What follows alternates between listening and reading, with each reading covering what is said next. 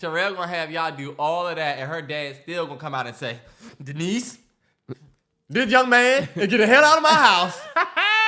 Is it the worst thing with our bathrooms? Like, what the fuck? Mr. Johnson? Never used number 2 before. This is crazy. Look, I'm getting up. This is nuts. I didn't even get a biscuit, miss. This is crazy. But you blew the bathroom up.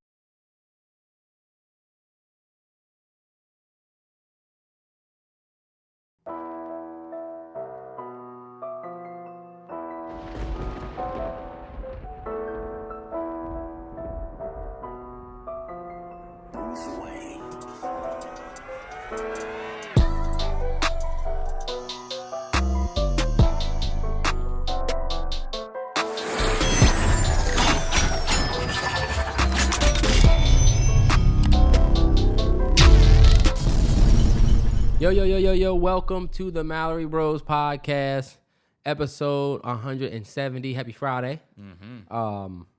Another week. You know, back at it. Hopefully, a lot of you are getting a heavy dose of Fat D. Hopefully that Fat D so crazy that that's been all you've been thinking about this morning. You know what? I had nothing in my mind this morning except Fat D. Hey, that's insane. That's insane. You been wild. I ain't gonna say it. You been You wild. don't know what Fat D is? We talking about Fall the Dog. Shout out to the Drake fans. New Drake. Yeah. It's a Drake Friday, so it's just like a holiday. I'm glad we dropping with bruh. Give us a spin when you get. When you get to the album, Yeah, you get to the play album. that. Yeah. We just listened to the 8 a.m. in Charlotte before this, so we kind of on a little Drake vibe. Nah, yeah, for sure. Honestly, I'm excited. I'm excited for the album. You want to start with Drake? We can start with him. Well, no. We'll talk a little bit more about the album or so. But we had a festive weekend, I would say. to say the least. Everybody, Terrance had everybody over his place. We watched the game. First Had my time son having here. company, yeah, and it was weird because, you're never ready. You're like, damn, I want to clean up and I want to do this and have this, but it was definitely dope to have the fam through. And that Eagles game, that was such a good game. Even though we lost. game. That was a great game. It was Y'all like made a it good competitive. company game, like OT. overtime, yeah. It was great. Yeah. My son don't sleep well outside the crib. He does not sleep well. He's a fighter, but he slept well here. He slept very well here. It's the vibe that I got He here. slept good at his Uncle T's. Mm-hmm. It's different here. He had a festive weekend. Terrell had a big weekend, y'all. Had a big weekend, y'all. Hey, look, this is a public service announcement. Your boy took the love of my life on a date for our anniversary. Went to our favorite restaurant, Mike's. You already know how we do. Mike's is out. That's our spot. You know what I'm saying? It's our 2-year anniversary. Well, went ahead and dropped down on that knee. Yeah. That's she said yes. So your boy is engaged.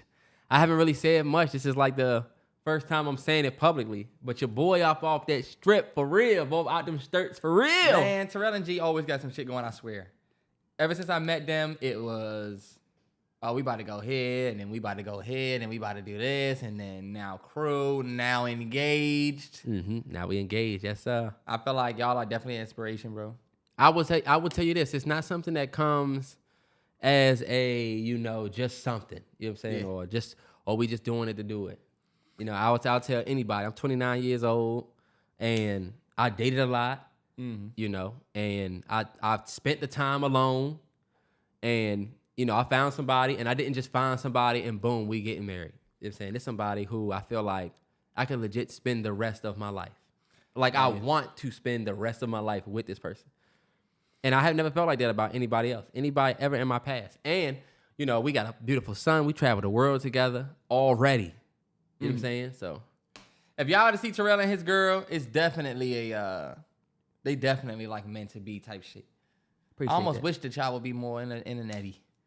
Nah, man, we keep everything on the low. But you know what? A little bit more. It allows us to enjoy more, though. Like when we go on our trips, we do take pics. We keep it low. We definitely keep it low.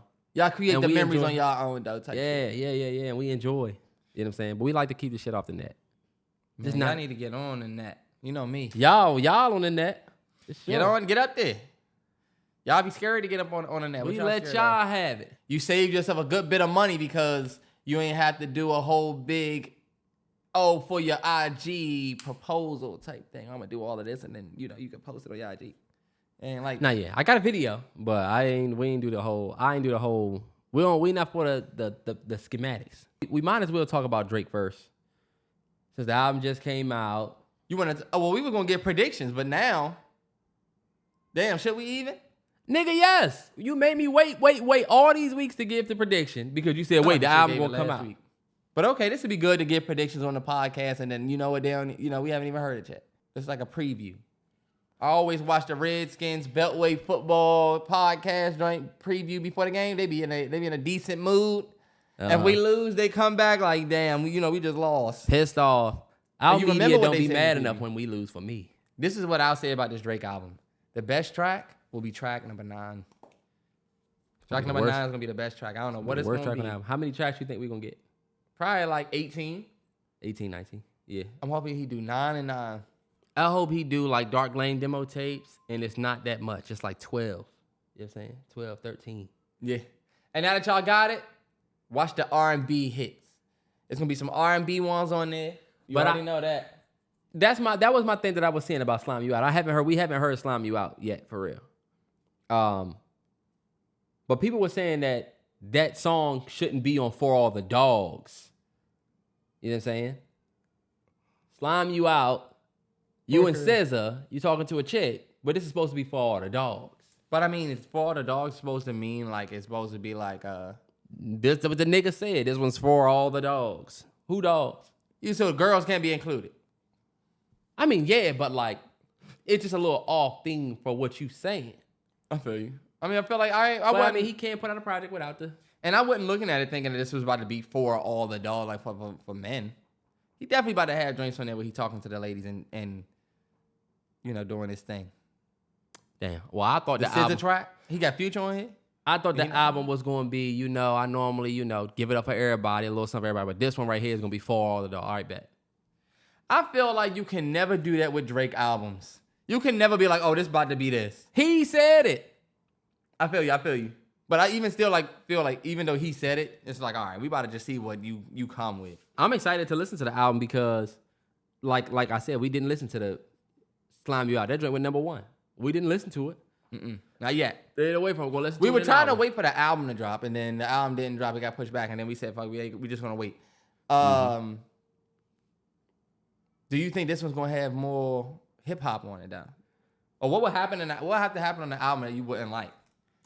I was telling Terrell, if it's one of them joints where you could tell Drake just playing around the whole time, low-key, I think then that will hurt the album. I mean, we're going to listen to everything that's on the album, for sure, and it's going to get spins. But I think where he starts to get hurt now is when you look at the legacy part. Like, Her Loss is a great project. That's what I'm saying. Until you start measuring it up to his projects before, and then you start realizing, okay, this still is low-key at the bottom of his list, even though it's great.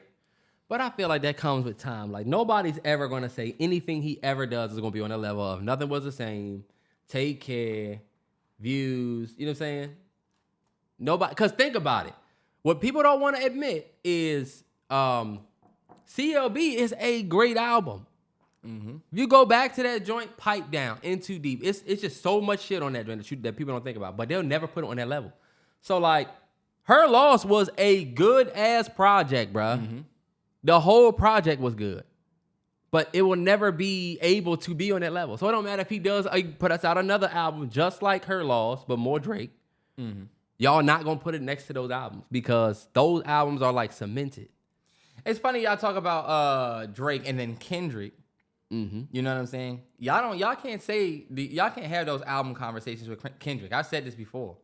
With Kendrick Lamar, that's the one artist where you can't really say, oh, you can't expect him to make an album as good as. I think when you look at all of his albums, they all low-key are equally impactful. They are impactful, but he's a good example because even though you love Mr. Morale and the Big Steppers, and I love the album too, I think it's a phenomenal album. Like, it's one of his most introspective, deep-cut albums. But look at how people receive that album.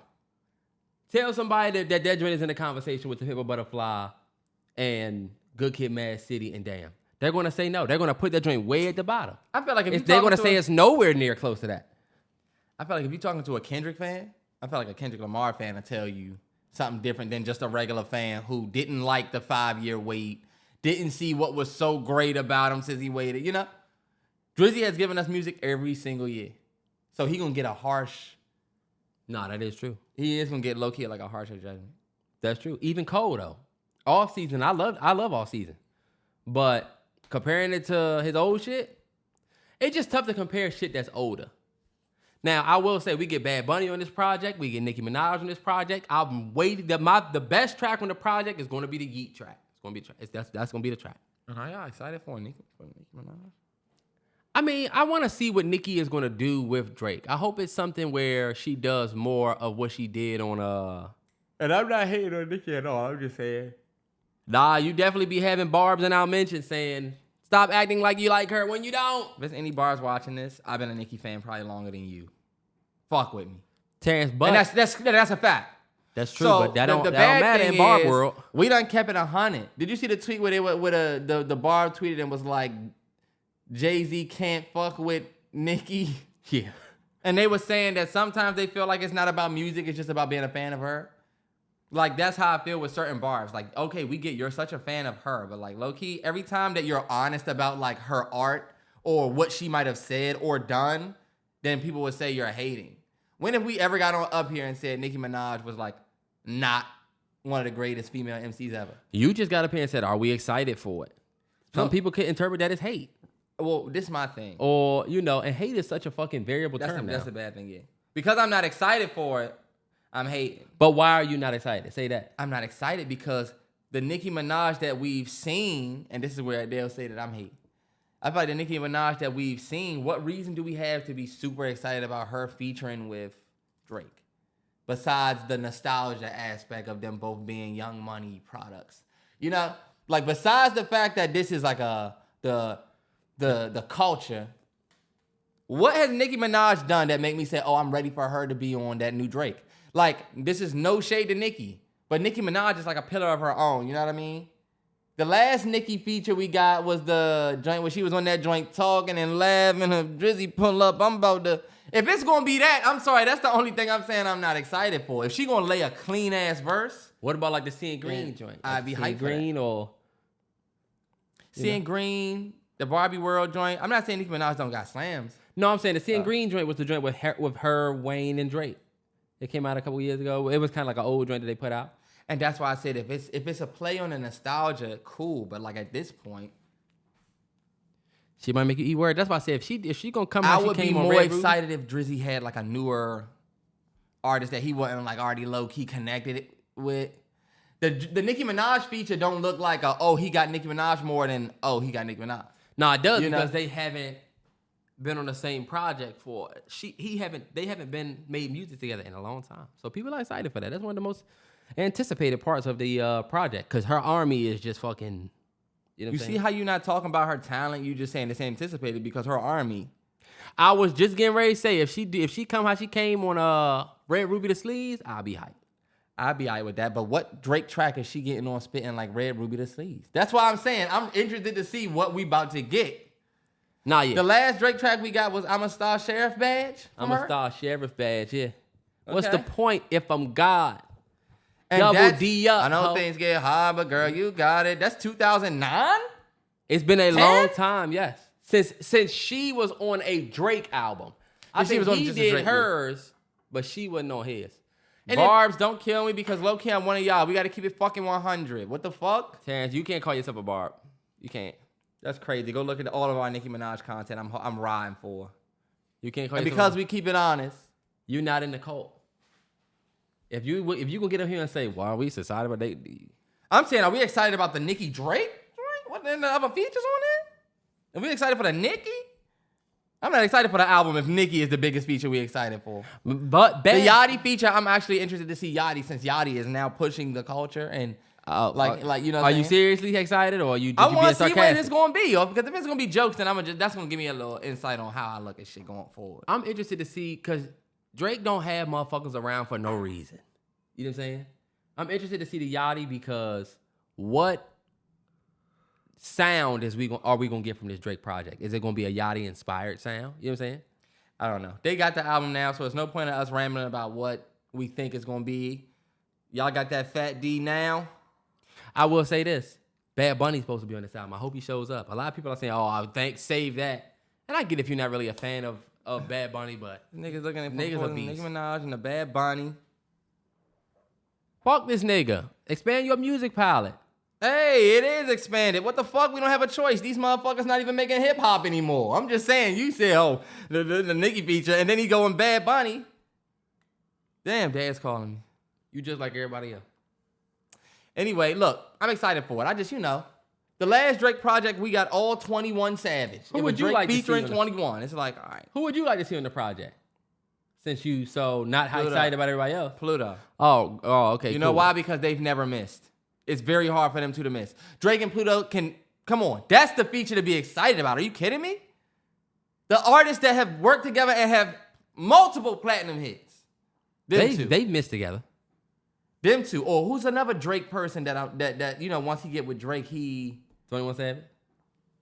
I guess you could throw 21 Savage in there. But That's the person what that I don't want to see on the album. I don't want a 21 Savage. I'm not really looking forward to that. I'm about to say, I'm not really looking forward to it. Baby.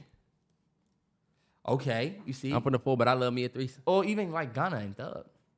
These are some of my favorite people, but I know. I don't the think people he have hits with already. You know? Nicki. He do got hits with Nicki. It's her tracks. The only joint. That's not only. Is it only? I never fuck Wayne. I never fuck Drake. Only. And that Drake featuring. And that is Nicki, Breezy, Drake, that and is Wayne. Nicki featuring everybody else, if I'm not mistaken. 'Cause Only is a Nicki. That was on the Pink print. Yeah, that was the only. That's Nicki. Okay, look. Let's move past this. Let's get past this. Hey, look. This is one thing I did want to say. Speaking of the celebs, I was thinking about Blue Ivy, bro. Beyonce daughter. What about her? Shout out to Beyonce. She just finished Ivy her League. tour. What's up? Yeah. Shout out to the young fans of her. Because she got a bunch of young fans. Excited for the movie. I saw the movie trailer. For the movie, yeah. And then, of course, Blue Ivy's going to be in it. And I was thinking, damn, you know what? When I talked to my girl about Blue Ivy, it was like, do you see who that is on stage? That is the second coming of Beyonce. Like, she is literally next. And I'm like, you know what? A lot of people think about the immense pressure put on your back if you were Blue Ivy right now. Like, your father's JayZ, your mother's Beyonce, and they not no small fry. Your star. mother's the greatest performer of all time. And your dad is the Your GOAT father rapper. is one of the greatest rappers of all. To me, greatest rapper of all time. So look, only thing I wanted to really bring up is people would look at Blue Ivy and say, "Oh, your mom's Beyonce, your dad's JayZ, you got it easy," because got it easy would equal like money. Like, oh, you got money, your life is easy. But my goodness, the pressure that would be on my shoulder to do something. What if she just want to grow up and do finances? I know. Or she may not even do that. She may get into like talent management, choreography. She may get into show running. She may get into something else. Even she if may that not be an girl were artist. to get into fry cooking, people would say, "Oh, come on, you Beyonce and JayZ daughter, you got better." Like, she has that no matter what she does, bro. Even if she decides to be a pilot, they gonna say, "You're JayZ and Beyonce's daughter who wants to be a pilot." So even people will be like, she just got this opportunity because, think about it, any opportunity she goes to, she has that to wear. And I was thinking about that. I said, damn, you know what? We don't think about that. We don't think about the pressures that young people that, like, you talk about nepotism, but then there's a certain part that you kind of have to live up to. You have to get to the point where people are saying, oh, you only got that because. Because if not. And you know what I say to that? So what? You know what I'm saying? I feel it. Like, you right out. You damn right. So what about the pressure? No, that I got it easy or I got it. Oh, yeah. Like if somebody, like think about the person that tells somebody that. Yeah. You got it easy. I think we've dealt with that a little bit. Classism. Motherfuckers that we used to go to school with would say, where you from? Oh, you grew up an easy life. You grew up an easier life. And you know what? You damn right. I'm actually proud of that. Yeah. Because, and I forget who I was listening to. I think it might have been Ish from the JBP. He was talking about how black folks. John Bradshaw podcast. Yeah. He was talking about how sometimes black people, it seems like since we don't come from wealth, anytime somebody get money, we make that like a foreign thing. Or it becomes like to live an easier life, we be like frowning upon it sometimes. Mm-hmm. or we want to put that person down or say, oh, you like, think about how we look at Diddy's kids. Believe it or not, these motherfuckers, they just do whatever. Diddy's son just takes all of Diddy's songs or Diddy's artist songs and remixes it. That's how he has. And it is what it is. Like, one, you can look at it one way, but another way, it's like, hey, I mean, this is what rich people do. And so for pass the wealth down. Yeah, and so for Blue Ivy, whatever she does, people are gonna say, "Oh, you are only able to become this because that." But I mean, I understand. Like, I know how the world's gonna look at her, especially they gonna give her the privilege card. But I'm thinking, there's the privilege card, and then there is like just the fact that your parents are fucking superstars. Like, oh, so you saying she might have to live up to being a star? She has to deal with privilege against privileged people. You know what I'm saying? Yeah. She gonna get a special privilege above people who are already privileged, and they gonna be the ones, the privileged people that's gonna be the ones like, oh, here Beyonce and JayZ's daughter, so that's why. Think and about this motherfucker who's fucking the nigga who made Fruit Loops' daughter. What does Blue Ivy really have to do? She could grow up and do nothing. Beyonce told you my great-great-grandchildren are already rich. She don't have to do shit. If she don't want to, Blue Ivy can grow up and just chill. Did you see what her daddy said? Oh, you got an idea? Good luck with that. Oh, I didn't want to talk to you about that. Yeah. I want to talk to you about that. And this is old too, but let's get it. It is old. I don't know how this clip kind of got around on the TL of JayZ talking to Kevin Hart about wealth and family. But I'll play it for y'all just to. And just for context, this is, I think, from last year or maybe the year before. I don't know why I felt like this was a pandemic interview for some reason, but I know I had COVID when this interview dropped because I remember being sniffly when I watched it, but yeah. It's definitely old. This is it right here.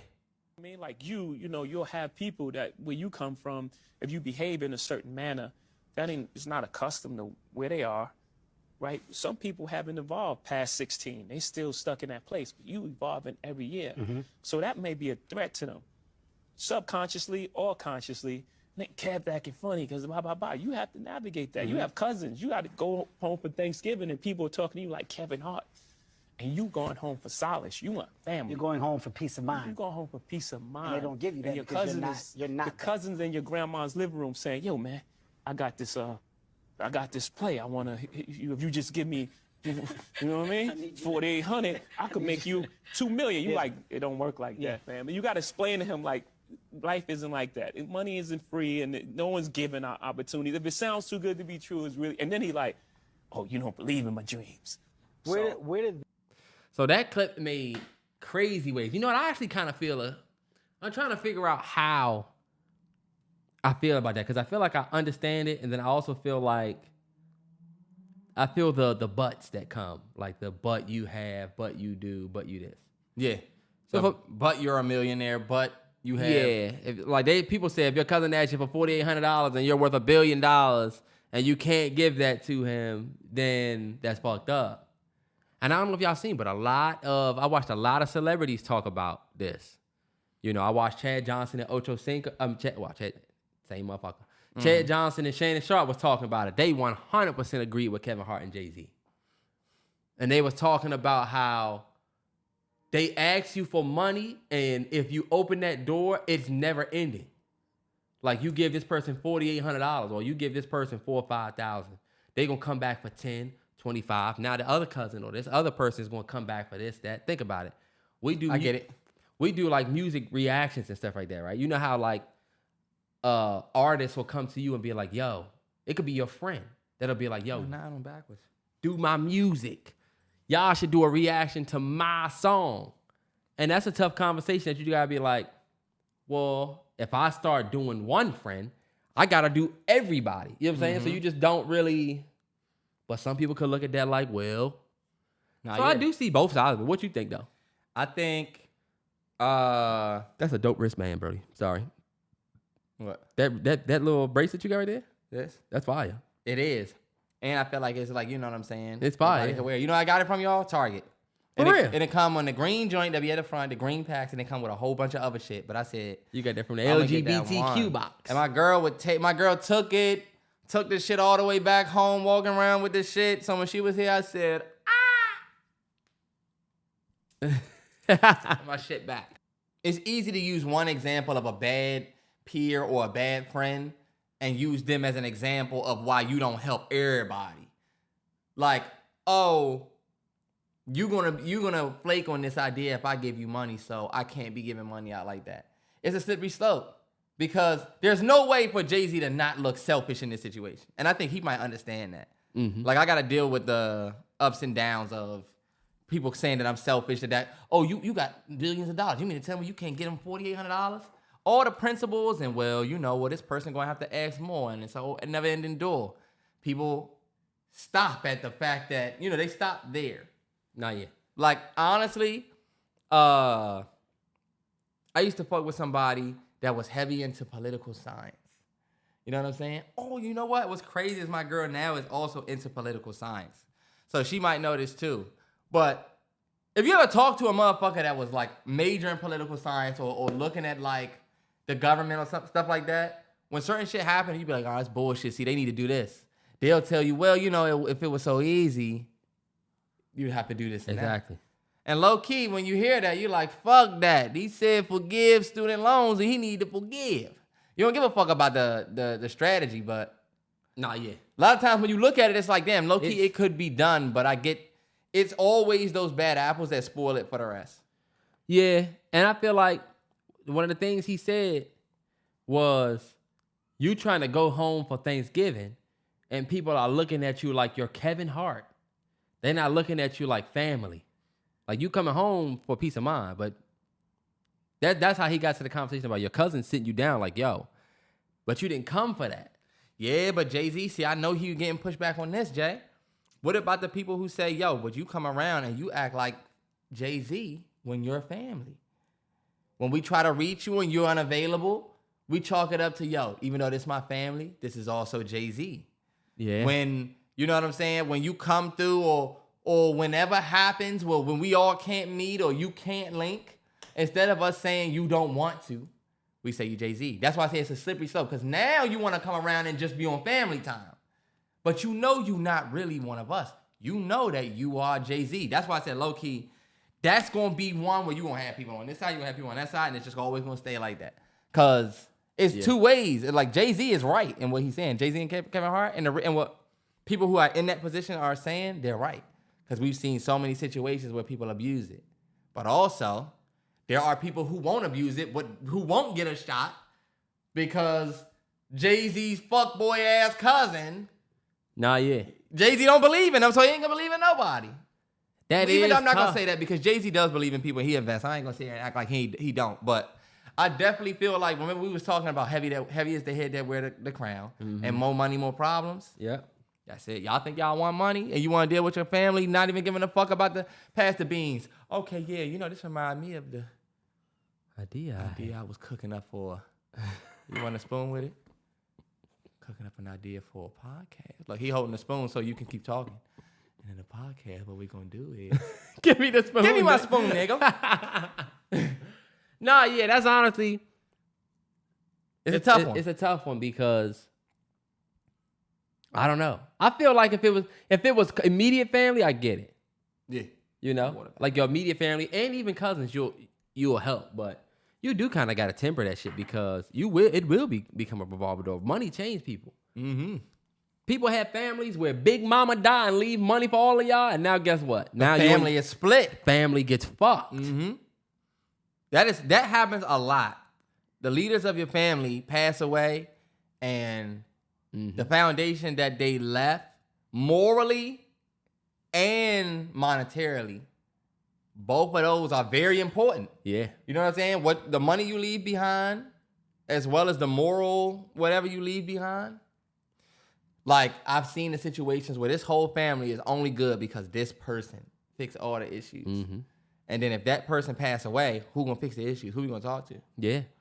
Like, you know what? This is completely separate, but still kind of on that. Like, the conversation about cooking and stuff like that, with this new generation, is different. Oh, he's about to pull up we losing recipes. Look, I hate to use Michael You Irvin. hate to use Michael Irvin, but this is what I'm gonna say. I'm not gonna put it on the ladies only, right? But I get the conversation. Oh, brother. I get the conversation we've had about cooking, right? Everybody should cook. The reality is, our generation and the generation after us are some DoorDash, let's go out to eat ass motherfuckers. Man, fuck that. We need to put this shit on our parents. When the older folks pass away, when y'all moms and aunts and grandmothers pass away, because that is life and that's what's gonna happen. What y'all gonna do what are we gonna do on Christmas, Thanksgiving? None of us know how to make all of that shit. You know how to do the chicken, but who gonna make the sweet potatoes? Who gonna make the mac and cheese? But you see, this is what we was talking about how you have to leave that legacy. Like, my mom need to sit us down one day and give us that fucking recipe. My mom need to sit me down and show me how to make the mac and cheese. Or show Candace. That way, somebody know. And that's what I'm talking about. You see, you talking about how and me and Terrell talked about this too. A lot of people our age, we not cooking for the cookouts. We already talked about this. We not on the grill. I don't think you can only put that on us not wanting to get on the grill or us having access to technology. Our parents not sitting us down like they mother did and they parents did. Because guess what? There was no second option. You gonna eat this shit right here. But you also an adult. Y'all, we adults. Now we adults. We adults and your who weren't showed when we were young. But we gotta think about it. We are, like Michael Irvin said, we are losing recipes. 100%. You're right. And like the grill topic. We don't, like you said, we don't have people that's getting on the grill. All we doing is getting on Twitter saying who cooking. Yeah, and then you get there and it's somebody uncle or they ordered. Yeah, exactly. So it is y'all like, damn, like that older person in the family, the grandmother, the grandfather, the mom, yeah.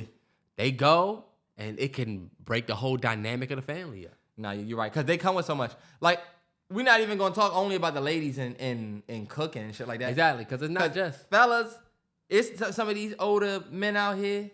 My girl granddad built, like when you go in their house, like my granddad built this. It'd be the most craziest thing. Mm-hmm. Oh, yeah, my granddad built this, painted it, put this up, and when it used to be Yeah. You'll be like, damn, that's like real manly shit. He didn't have to hire a team. Yeah. My father-in-law. We ain't doing that. My father-in-law, when we went to DR, we slept on this bed, and my father-in-law built the bed, shaped the joint, didn't build it himself, but had put the shit together and it had people do it. We definitely don't do that. We are headed towards a Wale life. That ain't gonna be you. That ain't gonna be your daughter. It's gonna be your grandkid. Mm-hmm. He's gonna be thick, right? Floaty bound. But what I will say, I'm glad we went outside as much as we did. Nah, hell yeah. 100. Me and Terrance were some outside motherfuckers. Speaking of outside, if you're planning on traveling, don't go to Paris right now. Don't go. Because Paris is having a bedbug invasion. They said an invasion. Is that right, though? It is right, Terrell. They said at first it was found in hotels and rental apartments. But now it's so bad that they finding these motherfuckers on public metro trains. Like just metro trains, buses out there. And they have videos. Me and Terrell always talk about this. People always leave a review for the movie theater. Talking about, that movie theater got bed bugs. They be having bed bugs them damn self. They're trying to cover up for the embarrassing date night they just had. They had to go home and act like, oh my God, I cannot believe. Where the pictures at? We'll never see pictures or video. Show me them shits in the seats. They got pictures of the bed bugs on the train. On a train in Paris. Only reason why I bring this up, y'all, I think we might have talked about this on a podcast before. I think we had a podcast called The Exterminators. I think I had COVID. It was like this. Me and Terrell had bed bugs bad in college, y'all. Bad. We had everything. That's the reason why I would never, shout out to all the niggas in Florida, I would never move there. It's too much. The most bug invasions we have ever had in our lives was in Florida. We had fleas, termites, bed bugs, roaches, them motherfucking love bugs. You had to ride through them, fuck your car up. Makes nothing like bed bugs. When I saw them bed bugs on the train in Paris, that shit was scary as fuck. It was like seeing, that shit was like seeing a girl that you hit one time, but you nutted quick. Oh, she about to rat me out. I don't think I want to chill here, y'all. You know she got dirt on you. Or your ex walking the kickback. And it's that'll time to spend go. your whole night. Oh, shit. I'm But getting look, the fuck out of here. Them fucking bugs, we talked about them before. They attracted to body heat, and they wait for your ass to get comfy. It's the scariest shit ever, y'all. I just want everybody to think about laying down. You're comfy. You start getting cozy. Last night, it's funny because it'd be cold in here sometimes, so I throw on my throw under the covers. He's a cozy nigga, right? I'm getting the ick. Look, doing shit you can't do when your girl with you. When your girl not with you, you can bundle up like a fucking baby. Yeah. And sleep. And that's how fellas we That's sleep. a fact, yeah. Your girl come over, you're like, nah, you good. I'm gonna cover halfway on me. Yeah, you gotta be tough with this shit. I hate it. Cause in the middle of the night, I'm thinking, fuck this. I need covers. I need to get to fucking sleep. But look, I'm in that joint comfortable. Got to my nice warm spot. Man, if we had bed bugs, them joints will they savage. They wait for you to fall asleep and then they gonna wake you up. Ooh, anyway, some of y'all want to go see the Eiffel Tower. Some of y'all want to go and get, croissants and, get a little beignet. Yes, Maybe you just chill out, bro. Don't because do you're it. going to bring that bullshit back here. You will. And let me tell you something. First of all, invasion's not a small word.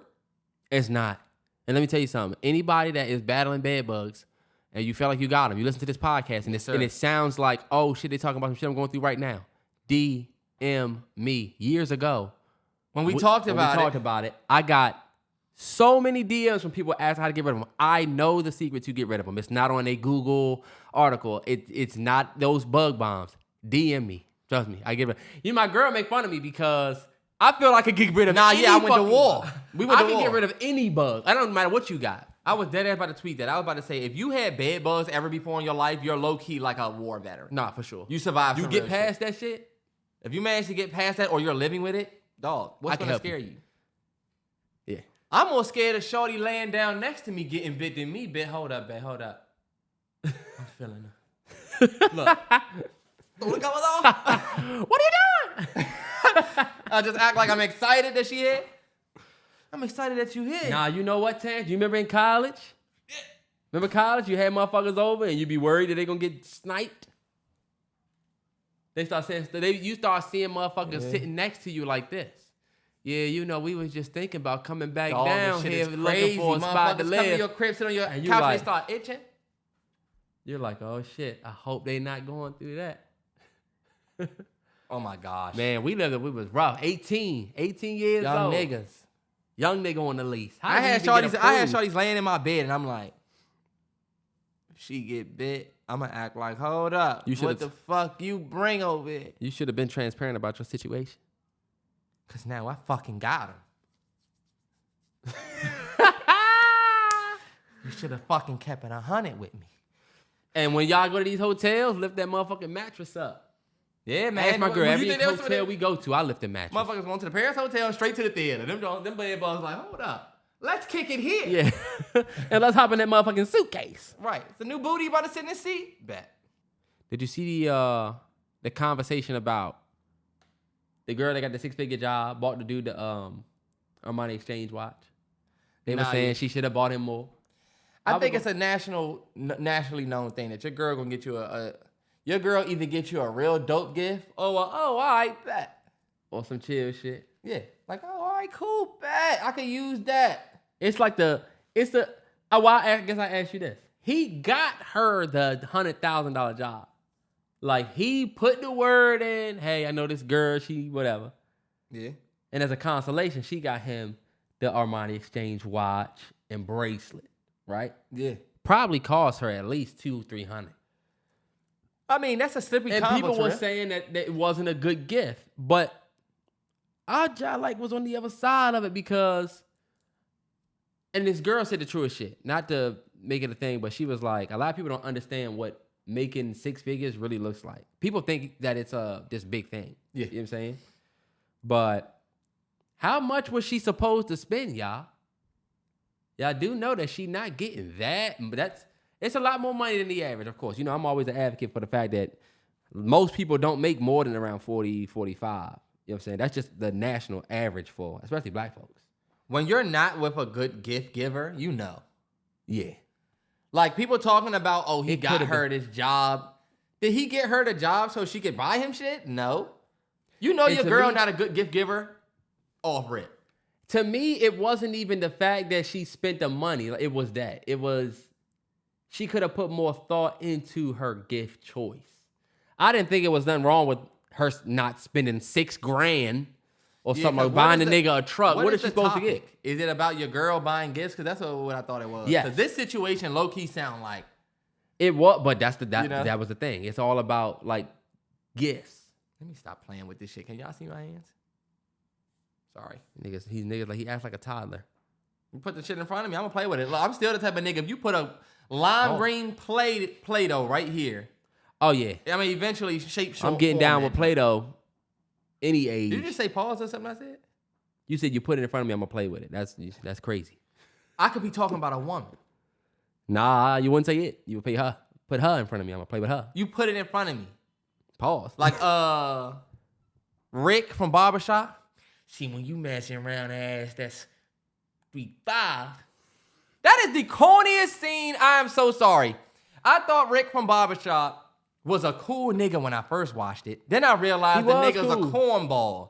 The nigga was late to work, but then he was like, please be on time for something before 11 at the club. I'd have been like, nigga, you was late this morning. Had the fans watching. Then this nigga had his cousin get the ATM, and he's like, now they got a ticket on the plate. Why are you even doing this shit, nigga? Why you let these niggas borrow your truck? Look, dumb he gave nigga? Dinka advice on how to get with Eve. He gave Dinka advice, and his advice when I was a young nigga, I said, okay, Rick is a cool nigga. But when I look back, he said, see, you gotta be able to put the pimp hand down. Jesus himself stepped to you. What? What the fuck are you talking about? This lame ass nigga. It was written by Reggie Hudlin. What did you expect? You expect from that nigga? He was 40 in 2003. I don't even know why I brought up Rick. Hey, Rick. Come in the back. I don't know why I brought that up, but niggas that listen to this podcast that have not seen the shit that you be talking about, you just went on a complete tangent from the money conversation. Just to Barbershop Rick. To Rick. Come on. I thought he was a cool nigga, but no. But I wouldn't say that was a bad. I wouldn't say that was a bad gift, and I don't think it wasn't really a conversation about women and gifts. It was more so like when just because you make a certain amount of money, don't mean you have to get motherfuckers something that's worth. Right. And let's have a real convo. Let's say, fellas, how important is gifts that you didn't ask for? As a man, yeah. How important? Gifts? Yeah. But my thing is, my girl just got me. What did my girl just get me? Oh, the storage containers is a gift. You know what I'm saying? Storage containers for like if I want to, like airtight. Yeah. It's like, that's a great adult gift. Yeah, look, did I ask for that? No. So when she got it, it was one of those things where it's like, all right, bet. Even on my birthday. If I didn't ask for shit for my birthday, because fellas, we'll do this. We'll say, nah, I don't really need nothing. I'm good. But then we'll be disappointed at the gift when it's underwhelming. It's almost like Walter White. Remember that season Walt said, I don't want a surprise party because he said it every year and got one? Uh-huh. Then he came home looking at wasn't it? He came home, what are we doing? Remember he left work early? Motherfucker left work, I think I'm going to go home. Yeah, she was like, it's my birthday. Yeah, that's why I'm saying, like, left from cooking meth early. I'm sorry. And I'm not trying to put it on the men, because that's what they'll say. Oh, you trying to put it back on the fellas. All I'm saying is, for me, and y'all are probably different from me, I don't really need a gift. It make me cringe when my girls say, I got you a gift. Because it's like, the fuck did you get? Because now I feel like a bitch in a way. You know what I mean? Jesus Christ. Maybe this is a... He's like that rooted in misogyny. It's a dick thing. It's a dick thing. Fellas, your girl ever get you too many gifts? No. Your girl ever get you a gift and then get you another gift and then you start... Fellas, y'all know that feeling when your girl got you one thing. It could be a month. Yeah, for sure. She get you another thing and then you like, damn, let me get you some fucking flowers or something. What did I do to deserve a... It don't be big shit though. It be chill.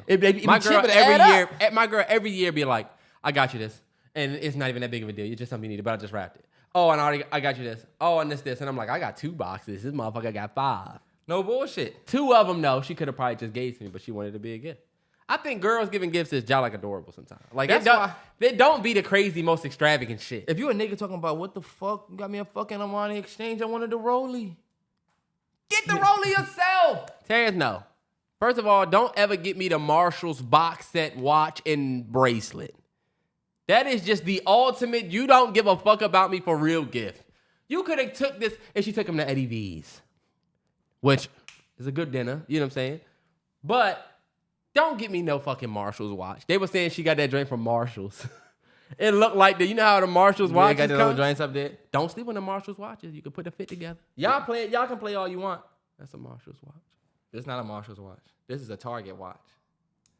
I wear this watch all the time, y'all. It was niggas in the comments saying, where did Terrance get that Casio? I said, fuck that Oh, shit. you know what? You're right. This is not a Target watch. This is a this is like Urban Outfitters for like $70 or some shit, y'all.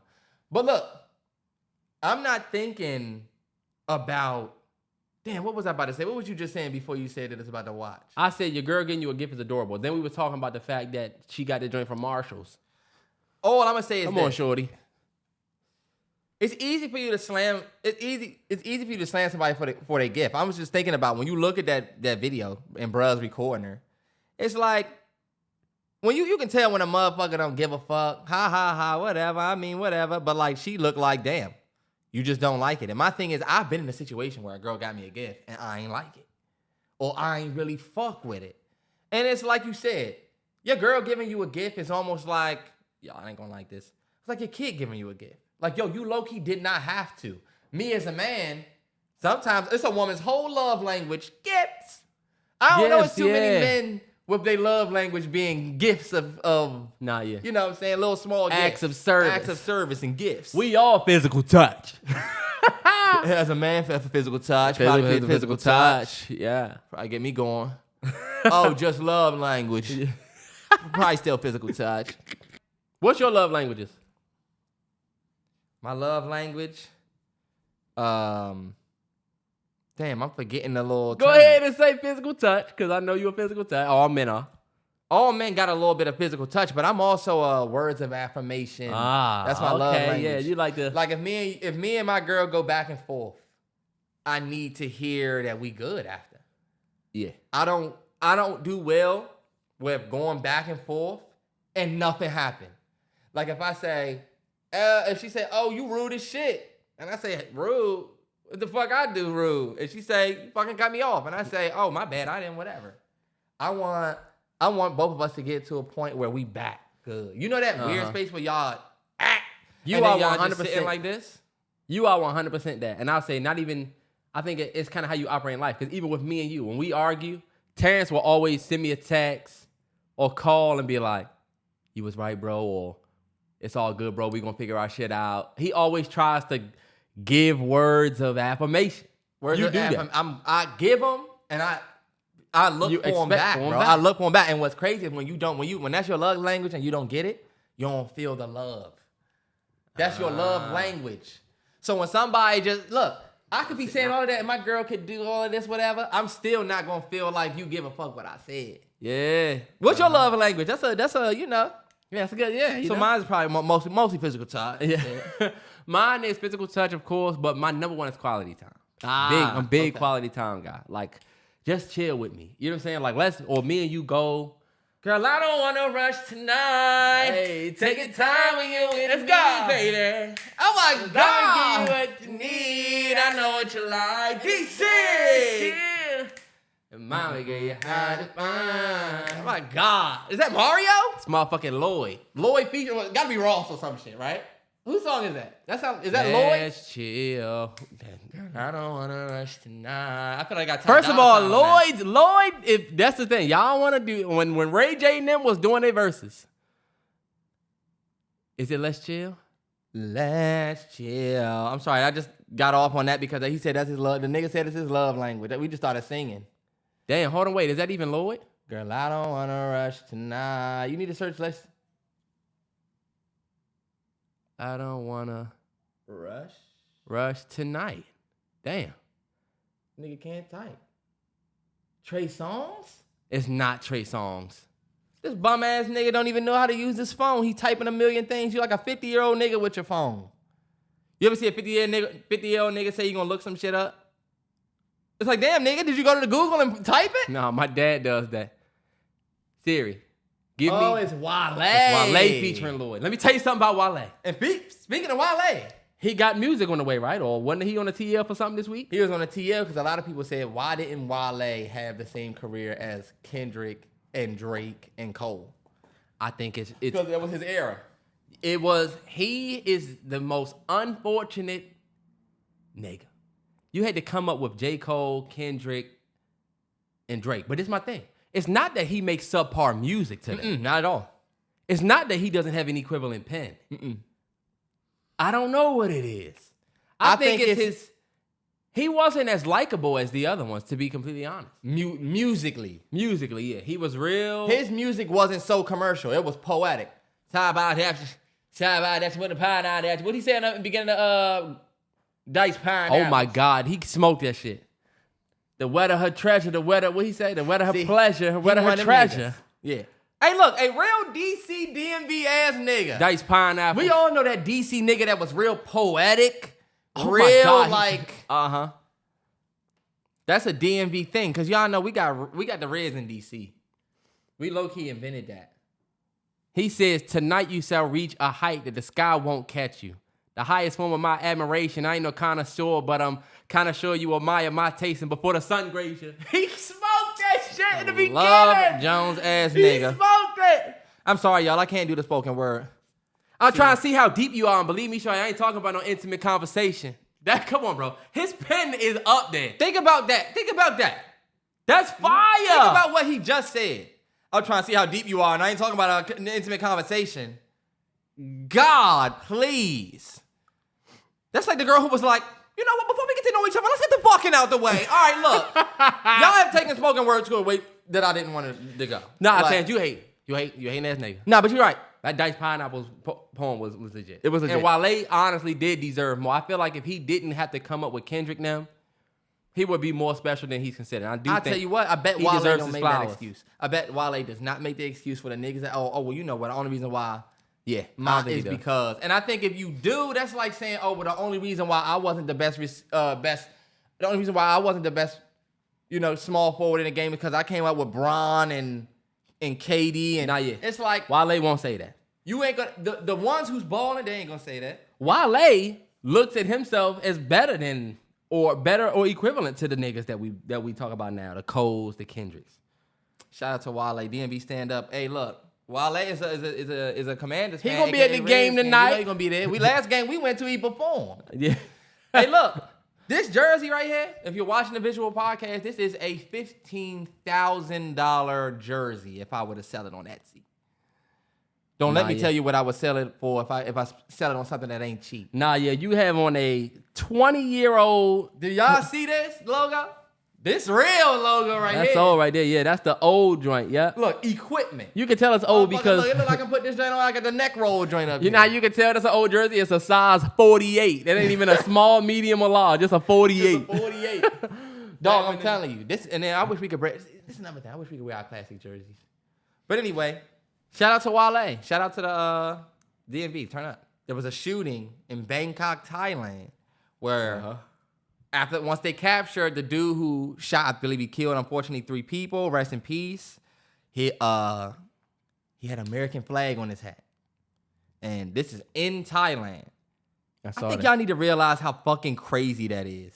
That is nuts. Yeah.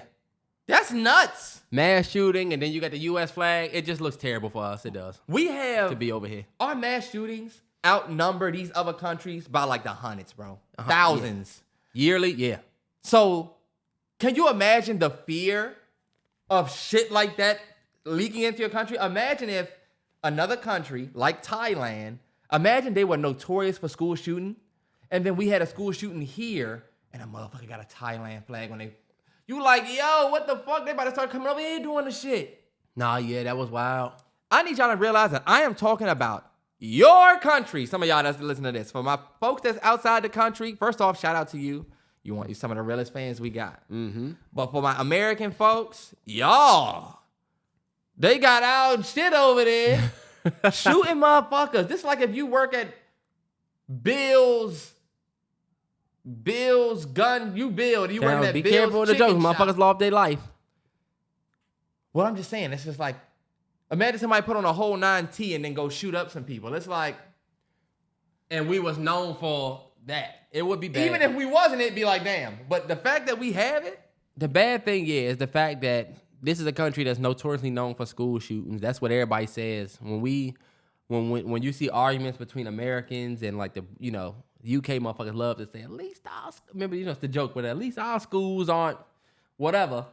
But for that to happen over there and Shorty have on a US flag, boy, you drink like one of them fish. When you know how the fish eat the other fish and you don't even look like they eating nothing, that the fish just breaking up. Sure, I haven't said nothing about you sitting here this whole time. You got gills, boy. You drink that water fast as shit. You look like you getting ready to go for a nice Sierra Mist, boy. You look like you work with Sierra Mist. Shout out Inaka. That's my that's the squad code bros at checkout. At checkout. But this nigga sitting here looking like you look like the Sprite rep for the Twilight folks. You pulling up to the drinks with Damn, the look at Sprite.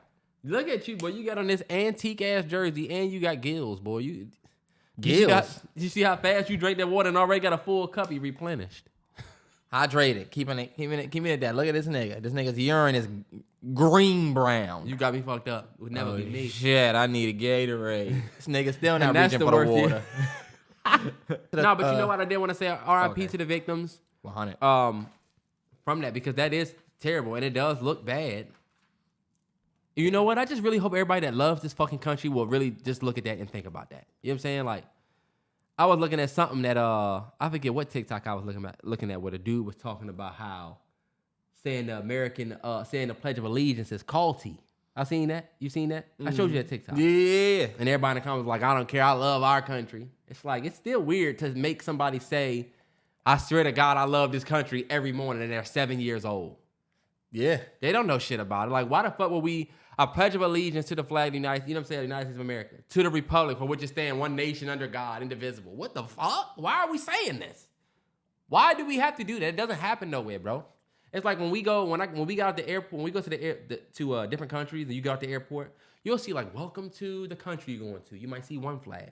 But then when you walk through, it's like culture. It's like motherfuckers dancing, it's trees, pictures of motherfuckers. When you come to the U.S., bro, and you land back and you go through customs, ask anybody that travels, it's like they just have to slap you in the face with the flag so much. There's flags everywhere when you going back through U.S. customs. It's like, damn, okay, we get it. We're in the U.S. Whoa. Mm-hmm. You in the best country in the world, though. It's just so gaudy sometimes. Is it? Mm-hmm. Because we here. That's it. That's the only reason why. It's the best country in the world, dog. And this is no shade to no other race. I think everybody that's in this country right here, differences aside, man, we make shit happen. And that's one thing that I feel like we could all, if we wanted to, we could all come together for that. And we have in the past. You know how many times we done all went to war together, but still had war on our home turf amongst each other? It is bullshit. You know how many of us went to war, came home, and still had to deal with it like shit? For sure. People ask me all the time, would you go back to, or would you go to a different country? And I always say no. Like, I got blood here that's been here for years. They left shit here. They didn't know what was next. Not yet. And it was me who was next. 100%. I wouldn't want to go start something nowhere else. You know what I'm saying? But to just think that we represent that level of horror and that it could be coming to a town near you off of our influence, Not yet. it's just not a good look for us, y'all. Yeah. This hit the TL, and this was pretty much spicing up the TL because a lot of people were, getting in their bag. A lot of the women felt smacked by this. A lot of women felt like, oh, my God, this is terrifying. There was a tweet where the dude said, the stage where you start to dislike your girl, right? And he was talking about when you start doing shit and she just don't even get mad enough to leave. When your phone ring and you cringe. And everybody was talking about how that's dark. That's a real dark thing because a lot of women have experienced being with a dude who eventually just stopped liking them. And look, they all in, and this nigga just started tweaking, maxing for nothing. Mm-hmm. Hey, look, podcast transparency and towards you, I've been there. 100% been there. I've 100% 1000% been there. I 100% been in a situation where I just don't like the person that I'm with no more. Mm-hmm. Like as a person, I've done that 3-4 times. I have done that. But did they still fuck with you heavy though? We're not talking about.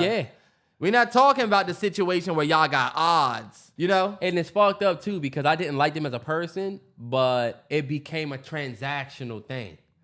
Like I don't fuck with you, but I'm gonna eventually, and it sounds fucked up, I'm gonna eventually move I'm on. gonna eventually get bored or shit, motherfuckers be horny.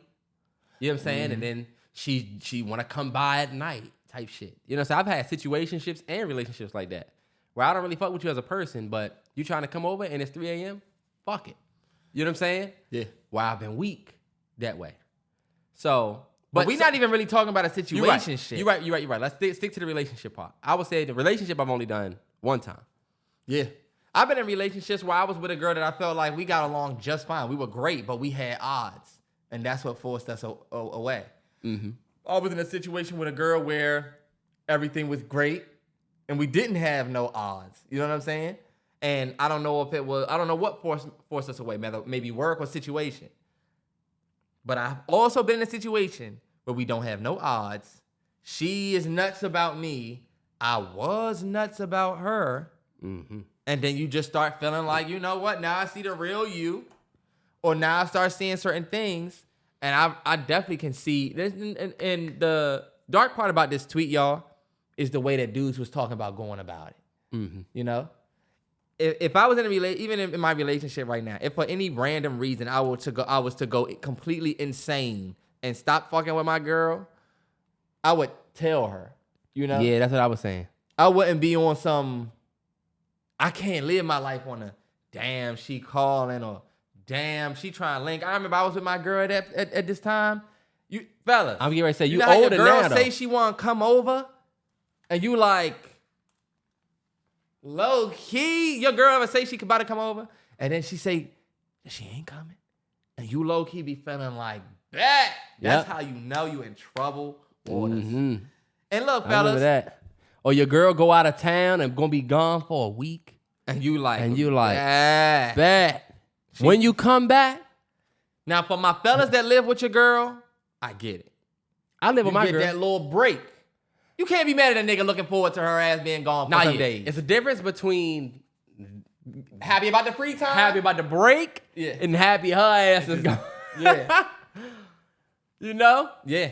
And look, ladies, y'all are not, you know what I'm saying, removed from this convo. I think y'all do it more than us, where y'all be with a nigga you don't like. How many times we heard them girls talk about how once I'm done, I'm done. Nah, yeah, they always say, and that's the thing, that was the difference. Y'all have said 1,000 times, ladies. Oh, let me scoot over. I'm gonna y'all like out. Y'all have said 1,000 times that before I leave you physically, I've already left emotionally long time ago. Remember? Mm-hmm. That's y'all shit. That's what they do.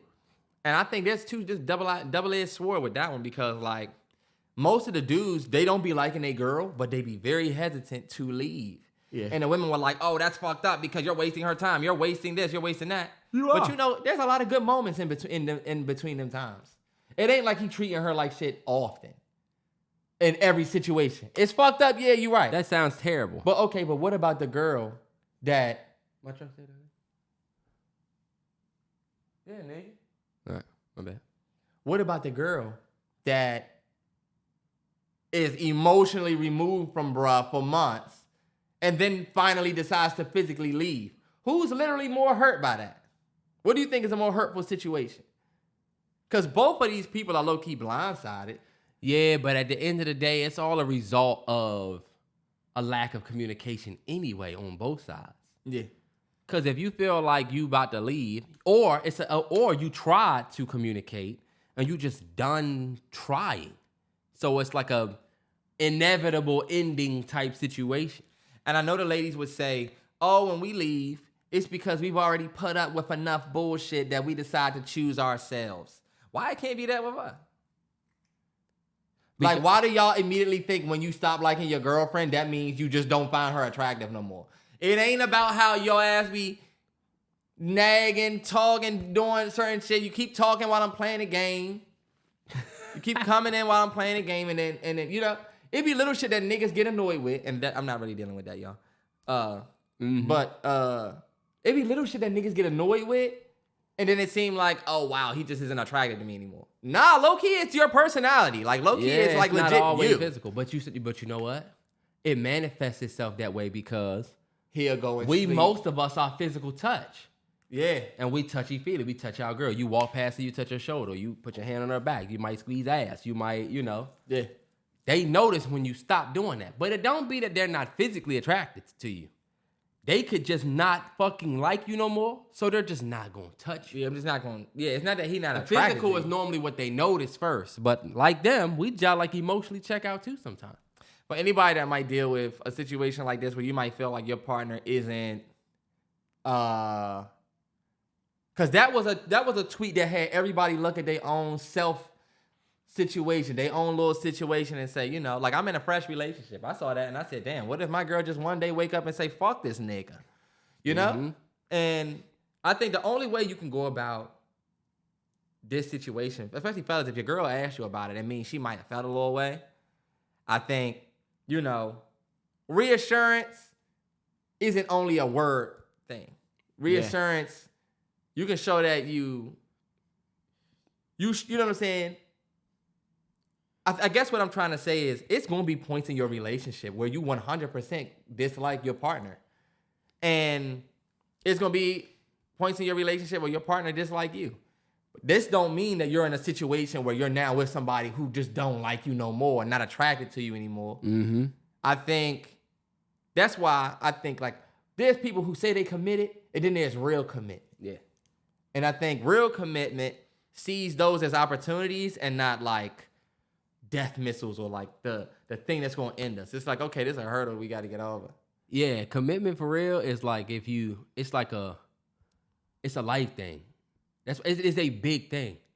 It was a dude that said the wrong people are getting married and the wrong people are getting married and the right people aren't getting married enough, or something like that. He was talking about with marriage. Mm-hmm. And he basically was talking about how people don't really take how serious it is when you get in a relationship. We think about the exclusivity. Yeah. And how you don't want this person you talking to get with nobody else sexually or give their time to somebody else. Mm-hmm. But making that decision is a big commitment. It is. And the honeymoon phase ends. The honeymoon phase will end. And I always tell people this. I don't believe in that. Well, this is my thing. You never hear about people getting into it on their honeymoon.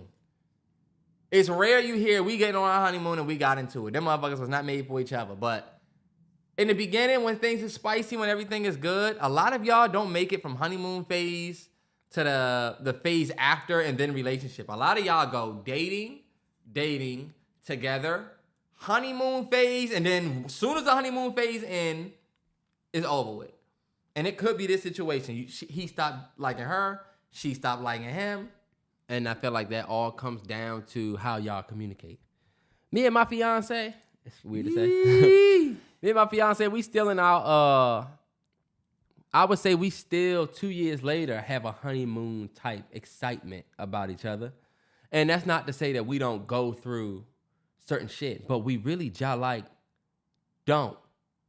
We look at everything, we just over communicate. You know what I'm saying? Because most of the time when y'all do get into it, it's going to be about some shit that one of y'all may not have communicated. It could be, yo, I called you, or you don't call me. Or by the time sometimes motherfuckers communicate, by the time they're communicating some shit that they wanted to communicate a while ago, and now it's just happening.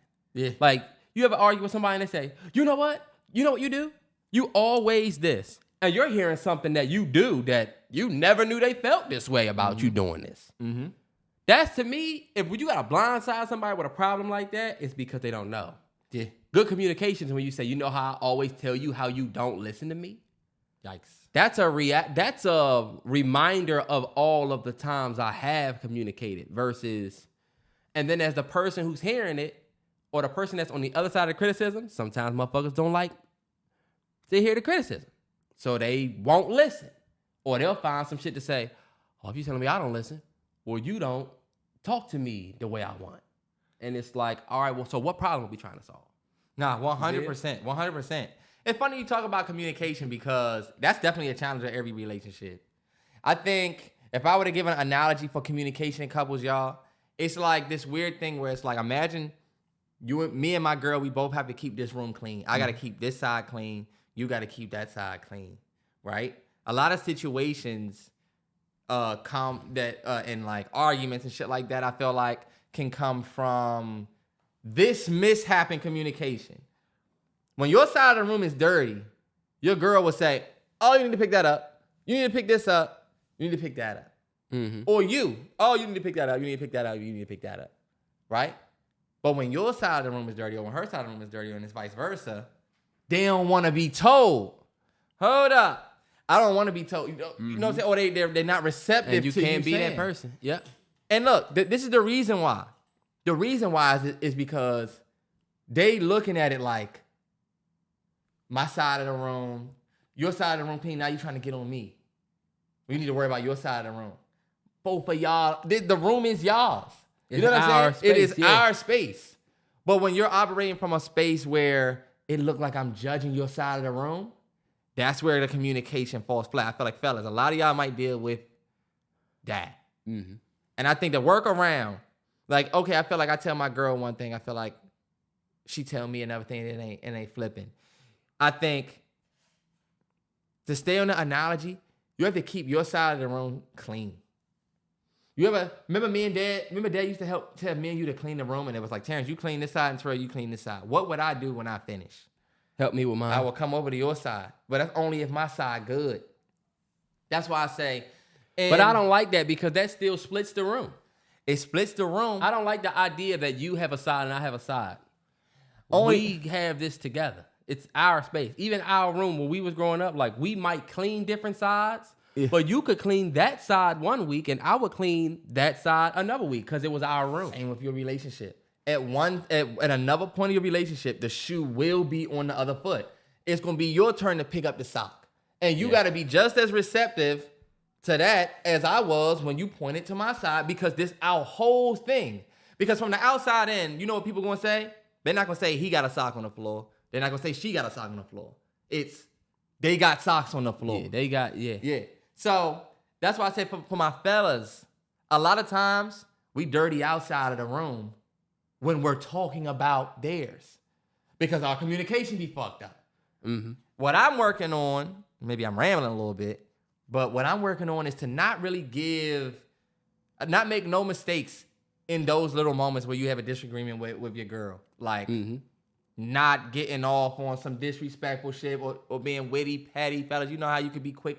Y'all know how I am on this. Nah, yeah, you can't. I will have to tune it down. And look, now I'm just putting shit on the floor on my side. So now when I'm telling her, she's saying, "Oh, what is that?" Like, and in real terms, what's that? That's you being rude as shit about a problem. But now you got to address the fact that you communicated that way. Mm-hmm. We've talked about this forever, y'all. Low key, this is the gift of gab. 100%. Being a man is literally that.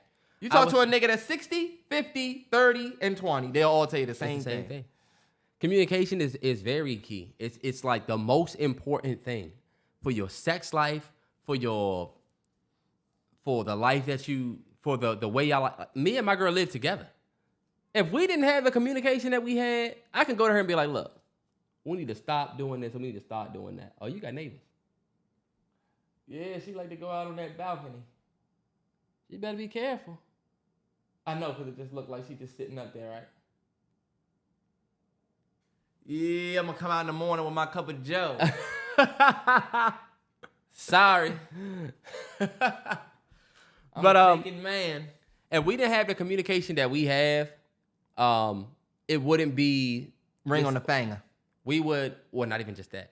Well, yeah. If she didn't know how to communicate, if we didn't communicate well, I wouldn't have asked her to marry me. She would have said yes if I asked her. It's true. That's the truth, man. And I mean, and damn, I was gonna say something. He said fiance, and I like how that sound. Fiance, yes, my fiance. Hey, fellas, you want to piss your girl off? Just start referring to her as your fiance and watch her wife, say, yeah. Who? I don't have a fucking ring yet. I thought I'm supposed to have a ring. And you better be careful, because get her to say that so you can just go ahead and say, huh? That. Then when she say take the trash out, that sounds like husband duty. I don't have a ring yet. A brolic black. Are you gonna get that brolic black? No. Silver me. Silver ring? I want that sterling. Yep. Not gold? Give me that sterling K. I want the gold ring. No. Give me a silver. I want like a white gold joint though. like a silver, maybe with some gold, with like a gold rim, like a gold trim. So if I wear gold or whatever, it'd be on it. Yes, ready for that. What if you decide to go all gold? Real you man can't take shit. your ring off. You can never take the ring off, but it's the ring. So That's why I get why you niggas do black. Because with black, I can go here, I can go here. Yeah. I don't like a black wedding. I don't feel like I like it even. I want something. I don't like them My rubber. dad had a gold ring. That's what made me want the gold ring, you know? The gold, yeah. You also look like you was in Lord of the Rings, boy. Fuck out of here. You look like the short one. I don't even know who I'm talking about, but you just Exactly, look like boy. one of the You don't even monsters watch that joint. You in look that like world, Harry boy. Potter, boy. You look like a Quidditch champ right now. Fuck out of here. Like you had a Quidditch jersey on. You look like the You hat. good on the You look like the boy. hat that say what room you going to. Gryffindor. Letting kids down daily. Let me ask you this. It was a little joint going around where basically on some relationship shit. You with your girl, right? And we might as well walk this right into Let's go course of action, 100%. All right, bet. Course of action. This isn't really a course of action, but what it's Oh, no, this is a course of action this for is sure. a cousin of it. Oh, okay. Which I like. Because it's not really like a what would you do? It's kind of like what decision would you would make type shit. What would be your course of action? Which would make it a course of action. Basically, you and your girl riding somewhere, and y'all going to pick up your homeboy, right? One of your friends. Who's supposed to sit in the back? My girl riding up front. Obviously, when y'all on the When we way. get there. So you mean I get there, and there's a question of if bruh's going to get in the front and my girl get out? I guess, yeah. You're getting in the back, bruh. Why am I even picking you up? Why are you not driving? What we talking about? Yeah. You see, but you know what? You're giving a very adult answer. Okay, so I get it. These So young niggas that's like 20, whatever. And you know, I watch a lot of these niggas vlogs. They be look, he up front, his man up front, his girl's in the back. It depends on the and vibe. and that's the thing. The girl was in the back on the phone type shit on, just scrolling, and they was in the front chopping it up about some shit. Only way I would say, we would do that. yeah, but like, if I come pick you up, me and G, in my truck, you're not going to expect her to get out, get in the back, and you get in the front. You know what I'm saying? Mm-hmm. Or let's say we all leaving from the same place. That takes it up a notch because nobody's in the car yet. There's not the, she's already in the front, because that makes it easy. Or y'all walking to the car. Who get in the front, who get in the back? It honestly depends. Like say we getting in a car and we all going back to, or we all just hopping in a car to go up the road, you know? If it's just 1, 2, and 3, it's just 1, 2, and 3. 1, 2, and 3. I don't see my girl getting in the back without her saying, yo, let me get in the back. Bet. And then me and my boy can ride up front, and that's just a choice that like. And it depends. You're right though, because I wasn't all the way against. It depends on the vibe. If I'm picking you up from the airport and I haven't seen you in a minute, You might get in the front. she'll get in the back off the strength of the fact that I haven't seen you. Yeah. Or I would expect to let you ride up front because I haven't seen you. And me and her gonna go home together anyway. Mm-hmm. But You know how these dudes are, bro. You saw Gunna walking with his girl, and then he wasn't even looking at Shorty. Because look, terrible. the high life, believe it or not, Is that? it's, you know, I got my bitch with me. It ain't my lovely wife is here. You know? And these niggas don't look up to, it's me and my lovely wife. They look up to my bitch around here somewhere. That's insane. But look, this is my day one nigga from life right here. He gonna sit in the front seat with me. And do a famous special handshake. And then Shorty in the back. To me, But that's me, I wild. don't put my girl in the front unless she wanted to get in the back. But other than that, also it depends who we riding with. Like you said, it depends. It That's depends a on the situational vibe. joint. 100. Okay, next course of action. I got 2 of them for you, and I feel like they all right. You know how I do. Mm-hmm. These course of actions I come up with y'all straight off the dome. I just be sitting there like, writing it down. Let's say you're somewhere, you might be working out in the gym, right? Mm-hmm. This dude comes and sits beside you. You know how the benches be kind of close. He sits beside you. You got a blue Gatorade, right? Uh-huh. It's about quarter of a way drink. You took a couple sips. He got a blue Gatorade that's completely full, right? He take a couple sips. Low key, y'all got the same amount of Gatorade, right? He does his set. You do your set. Things get shifty. You pick up your drink. you drinking a Gatorade, and you notice you just drank his Gatorade and not yours, right? He doing his workout. He, got his Gatorade and then drinks it. Do you say anything? Hell no. Or do you just walk off and we nigga. swap Gatorades? You can keep my Gatorade and I'm throwing yours in the trash. You done already hit it.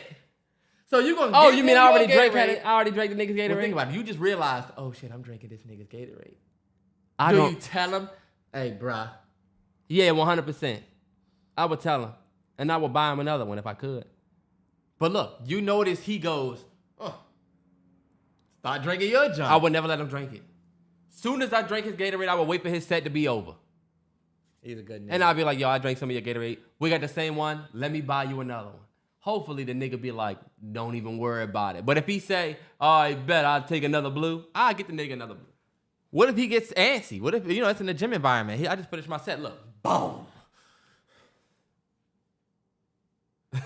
And you say, excuse me, bro. Actually, that one is mine. And look, he don't hear you. Hold up. Look. Put the top on this shit. Now's all this time in between. I was trying to tell you that the Gatorade is actually, it was mine, and then you picked it up. Motherfucker, what did you do to my drink? You lift your ass high up the sky. He You would hit notice. the I would be Devo? sitting there just like that next to this nigga. Then when I get his attention, I'll be like, bro, I just drank some of your Gatorade. We had the same one. I'll be like, you my treacherous little twin, and you know that we locked in, and I treat you like my kin. That's whatever for you. You gonna be working out next to the nigga next week. You gonna see him. Look, put the Gatorade on this side. This motherfucker will steal it. Not gonna do that again. Yeah. All right, look. You meeting the parents for the first time. We've all been in that situation. Yep. I think this might have been a course of action before, but we bringing it back. Remix. You meeting the parents for the first time, and you realize earlier in the day you scarfed down a cheesy gordita deluxe supreme crunch wrap. Damn. Right? Got your stomach sounding like the pinball machine. Beep, beep, beep, beep, beep, beep, beep, beep, beep, beep, beep, beep. And you sitting there right when mama, your girlfriend's bringing and we got more coming out. Are y'all ready to eat? Everybody tell me, yeah, God, that's a nightmare. yeah. You like, oh, shit. That's a nightmare. You thinking, fuck it, I'm going to just put some food on it. Right? Y'all saying grace in your stomach popping. Boom, boom, boom. Right? You can't even make it through grace. Look, you get a pain in the stomach. They think you just religious. You agreeing? You holding on to that stomach pain. You know you got to blow. What's your course of action? I'm gonna wait for everybody to start eating, and then I'm gonna go to the bathroom because that give me just enough time. And her dad's going to say, hold on, y'all. When I come back from the bathroom, I'm going to show y'all exactly what I'm talking about. I got the cheat code though. And he going to go in there and say, I got the cheat code though for blowing up somebody's bathroom. It's some dirty shit though. You gonna be in the trenches if you do it. what's the dirty shit? Y'all gotta be willing to get dirty. And now y'all gonna judge me for this. But let me tell you something. If you're ever in that situation, take the hand soap. Do 3 or 4 squirts of the hand soap in the toilet water before you get in there. Before you sit on it. Hopefully they have a toilet wand that you clean the toilet with. And you swish that soap around in the toilet. That's gonna make it smell soapy as fuck in the bathroom. Right? Or just for now. If they don't have the toilet scrubber, you have to use your hand Use your hand. to do that water. You know what I'm saying? To soapy that water up. Then look, Terrance, soon as you sit on the toilet and let go, Miss Washington, I gotta use the bathroom. look, soon as you go, you flush immediately. Soon as it's coming. Don't let that shit sit in the toilet. Soon as that shit comes out of you, you let that shit go. You flush it. And then you got to do the exact same thing over after you flushed. And then when you wash your hands, trust me, it'll still smell like somebody in the bathroom, but you'll still like be all right. Terrell gonna have y'all do all of that, and her dad still gonna come out and say, Denise, this young man, get the hell out of my house. Is it the worst thing with our bathrooms? Like, what the fuck? Mr. Johnson? Never used number 2 before. This is crazy. Look, I'm getting up. This is nuts. I didn't even get a biscuit, miss. this is crazy. But you blew the bathroom up. Nigga. This is nuts. Hey, look, if it's me, y'all, very shortly, I'm going to go to the bathroom. And I'm going to pray to God don't nobody else have to go. And if they do go, the nigga can't prove it was me. I'm going to say that was your auntie. Her thick ass went in there and dropped a load. All right, if they got a granny or a dog, where's that dog? He was pooping Pat on my way there. He pooped Pat the whole way here, Miss Johnson. He definitely pooped Pat in right now. I smell it. Lying. All right, look, we're going to go movie suggestions. Turn up, y'all. Movie suggestion of the week. This week for me is going to be a movie called Alpha Dog. Oh, my this God. Movie is on HBO Max. Let me keep it 100 with y'all. This movie is You rewatched it? Prime example. Yes, I rewatched it. It's a prime example of a great story in the mix of a very shaky screenplay. I mean, this movie is almost like it was written by 15-year-olds. Like, half of the movie is suck my cock. Half of the movie is my cock. You might suck my cock. Uh-huh. And they think it's funny. Like, somebody will just say that and they laughing. Hey, look. All I'm going to say is this. You got Justin Timberlake. You got Anton Yelchin. You got some other people in it. But it is a great movie about these boys who have to kidnap this junkies. Like, imagine this dude that does no good. He be fucking him over, so they kidnap his little brother, right? Hold him for ransom. Get to a point where you're going to have to do something with him. You have to let him go or kill him.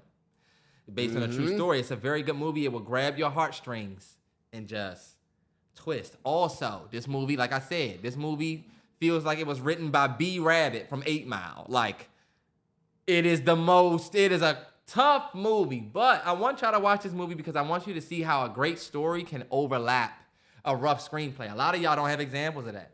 We grew up with good stories and okay screenplays. Nah, yeah, and we the in a dialogue time wasn't the period best. Now, right. Uh-huh. And now we're in a time period where it seems like we got more good screenplays on okay stories. Mm-hmm. And this movie will show you that you would rather have the latter. Nah, I love Alpha Dog. Justin Timberlake killed it. Justin Timberlake did okay. Like I said, B. Rabbit wrote this movie. Remember B. Rabbit from 8 Mile? Uh-huh. Just imagine this nigga wrote a movie. I'm like, God, this is a... Did they... Oh, I'm getting ready to ask you a complete spoiler. Never mind.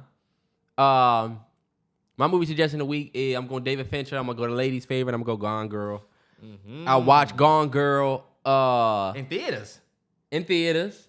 But I also saw it again, I think a couple weeks ago. I woke up early with my son and watched it. Just randomly, just put the joint on because it was on Netflix. It's on HBO Max. No, it's on HBO Max right now. Forgive me. And just one of them good whodunit, where's she going, oh shit, films. And it actually is a product of a good screenplay. It was written by... it won the Critics' Choice for Best Adapted Screenplay. It's based on a book by, what's her name, T? Gillian Flynn. Gillian Flynn. Yeah. Who wrote the story, but it's a great movie. Gillian Flynn it's is still a a good movie. Sharp Objects. It came out in 2014. The book. Sharp Objects, yeah. They made a movie of that one, I read too. the book before. But the movie came out in 2014, but it still plays very well in 2023, I will say. Like, we still enjoy it. It's still a good movie. 100%. Fincher is him. Still. Hey, ladies, on some weird shit, it's gonna make you want to do that shit. I know, right? Nigga did you dirty, you want to go ahead and just leave and have this nigga scavenger hunting you. Mm-hmm. And it was a modestly made film. It was a $61 million budget. Modest $61 million? Terrance is not 200, 250, whatever. And you talking about David Fincher's fucking cheap ass. Of course. Exactly. 61 million, because he'll record the whole joint like this. He'll record the whole joint like this. We don't need them but still got a $60 million budget. And a lot of that 60 million covers, you got Affleck in it. You got fucking, what was Shorty name that was in it? What was Shorty name?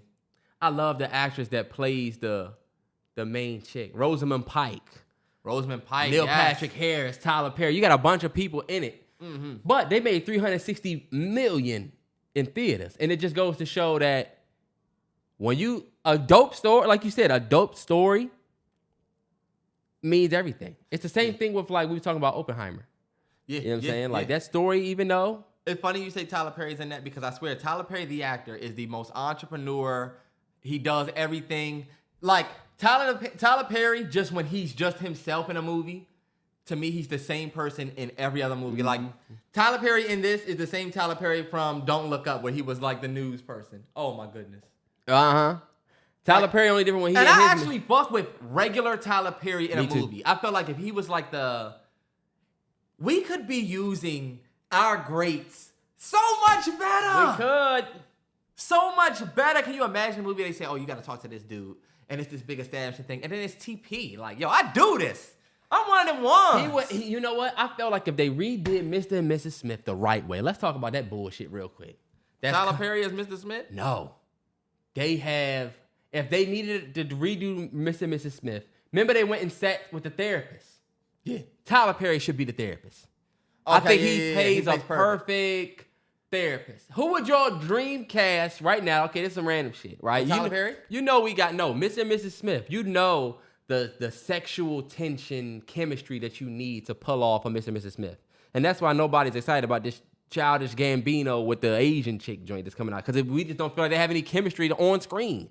Brad and Angelina literally was fucking for real. Yeah. Fucked up a whole relationship. Who would be your dream cast, though, for Mr. and Mrs. Smith if you was to redo the film that you think would work with the sexual tension type deal? Sexual tension to me in a film works two ways. The people gotta give it. It just has to be felt. I gotta see her look at you and feel that. Remember Childish Gambino did the movie with Rihanna? The Caribbean joint? Yeah. It's just I just don't feel the sexual tension with Childish Gambino. Only because his characters tend to be like Quirky. And yeah. Yeah, or like, okay. That's all his characters. So to me, you gotta look at her, she gotta look at you, and it be sexual tension. Just from that. I think to recast that movie, I'll go with just to stay with the same race characters. I'd probably go Margot Robbie. Okay. And who was just in Barbie with her? Ryan Reynolds? Or what's the dude's name that was just in Barbie with her? Oh, my man from Crazy Stupid Love. Literally. Ryan Gosling. Gosling, yeah. Yeah. That'd Imagine be cool. them two. Like Gosling is like the fuck is going on here type of dude. And she could be like I said, there's already sexual tension between both of them as people and actors, period. Those are the two people you get for the blockbuster. Yeah. Think about it. I'm Brad Pitt. A woman says, you asked a woman back then, who was her crush? She would say Brad Pitt. The rappers was rapping about Brad Pitt. Yeah. Look, lips like Angelina. Angelina Jolie was a sexualized. She was. Already a person. It was low-key in their favor to do this. It was almost like, it's like bringing Beyonce and JayZ together for Bonnie and Clyde 03 before you even knew they could do it. Yeah. When they get together, you like, yo, y'all need to be a whole duo. Yeah. Oh, they a couple back. You know? Yeah. But like that magic coming together, it has to be that. And that's why I feel like if you ain't gonna have that same magic, you need to watch how you rename the movie. Just call it something else. Made by the creators of. Exactly. Always works in my opinion. And tweak that motherfucking script. Motherfuckers are lazy now. They just want to make the same movie again. You're right. They tweaking the script. They just changing the titles and names. It's the same shit. But yeah, man. Shout out to the movie suggestion of the week. Suggestion of the week. Check it out. You know what time it is? Turn up, man. NFL picks, week 5. It's amazing that we are this far. It's amazing this far. We're going to get straight into it with the respect from last week. Houston motherfucking Texans. Houston motherfucking Texans. CJ motherfucking Stroud. Put respect on y'all fucking name. I'm sorry. I don't know what type of respect I'm going to put on y'all name today, and you know what? I'm going to give y'all some respect today for sure. But shout out to the Texans. I got to give a shout out to the Rams. I thought the Rams was going to lose to the Colts. Went out there and beat them. I got to give a shout out to the Buccaneers. Motherfucking Bills. Oh, you did? Bills went out there and beat the Dolphins. I thought the Dolphins was red hot after whooping our ass by 50. I had to give it up to the Jaguars. The Jaguars you picked against. You picked we gonna rise up. Eagles. I picked against the Titans. Against the Bengals. I think I picked against the Titans too. And lastly, I picked the Commanders against the Eagles. Eagles fans, What a great game that was, huh? What a great game, right? What a great set of referees that was watching that game, huh? Huh? This is my thing, Philly. Fuck the win. We got y'all respect now. It's respect. That's all I want. All I want is respect. We hung 34 or 31 on Philly. Nah, yeah. That's why I said, look, this was cool. You escaped, Philly, and you know you did. All of the Philly fans, they know they escaped. But we running it back in 3 weeks. That Terry toe was in if you ask me. This is my thing with the Terry McLaurin toe. I'm going to leave it at this. Say what you want, Philly. Oh, his arm, whatever. This is only for this. Any other team in that position, you're going to want that call. Yeah. Any other team in that position, their fans would be saying, fuck that, that's a catch. Yep. Hey, look, we're not going to make no excuses. It is what it is. That's the last respect I'll pay to Philly. Oh, they beat us. What are you doing to touching my Sorry, shit? I'm bad. I knocked it over. And that shit's going to pop somebody's motherfucking eardrum. You almost fucking hit my, broke my shit. My bad. I got that 2-1 on me. Damn, you know what? We didn't talk about the big-ass national emergency joint. That shit was annoying as hell. What was that for? It was just, just to test if they can send everybody a message, I think. That's some bullshit. They programming us with something. But big shout out to the motherfucking who did I need to put respect on? Anybody for me? Steelers? No, the Steelers got their ass whooped. Did The they Steelers ass suck. Nah, yeah, that's it. We beat the Bears, but we beat the Bears in the most like they were up 28-7 on us. We had to come back from down 21. And we want to say comeback complete on the final post. It was suck. Like, yo, we came back against one of the worst motherfucking teams. Now we going to play the Zach Wilson Jets. And guess what? We're the underdogs. Because they know we some shit. And that team don't look too bad. He had one of his best games. He did. He looked better. So that's why we going to be the under. But guess what? I'm still picking my Broncos to win. I got to post my shit, y'all.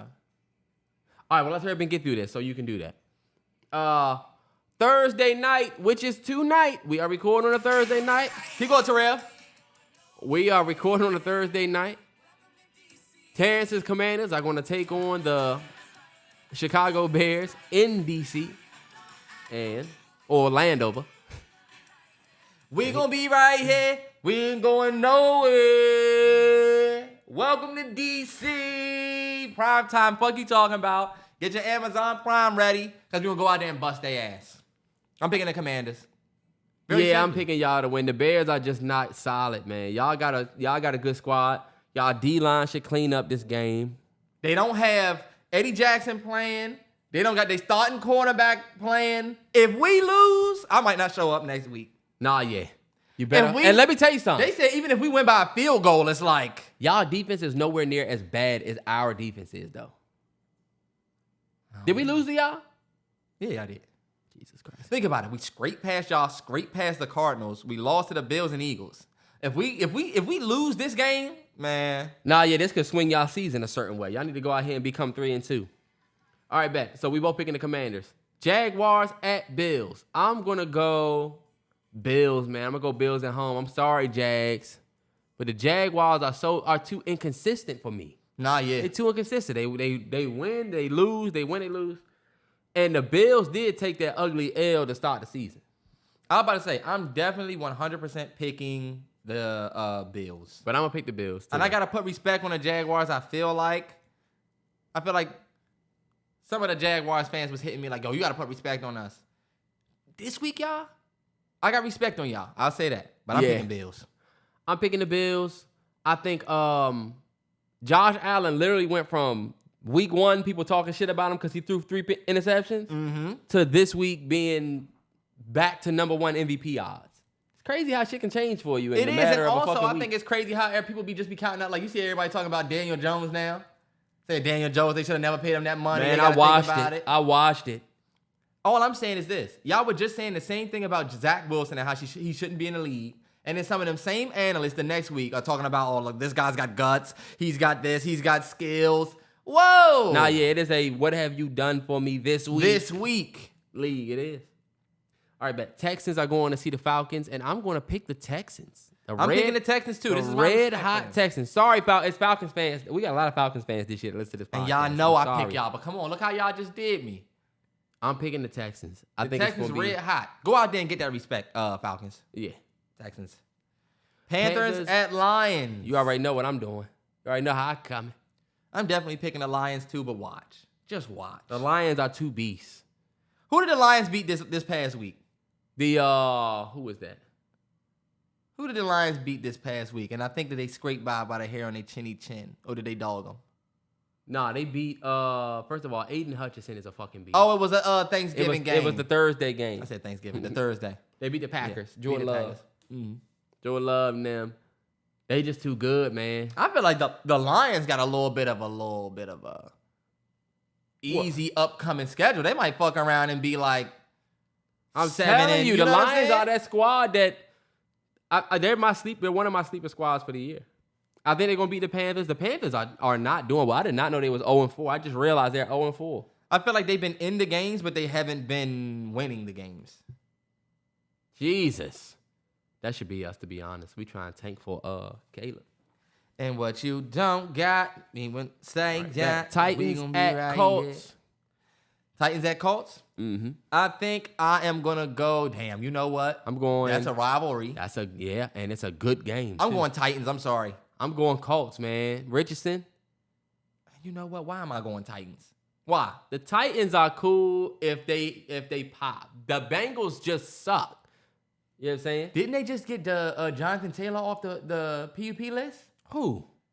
The Colts. Oh no, yeah. They activated him as I think. He's not playing, but probably. he's not playing. It's still gonna be my man. You know what? I'm going to switch my pick this week. I'm going to go with the Colts. Titans scare me, man.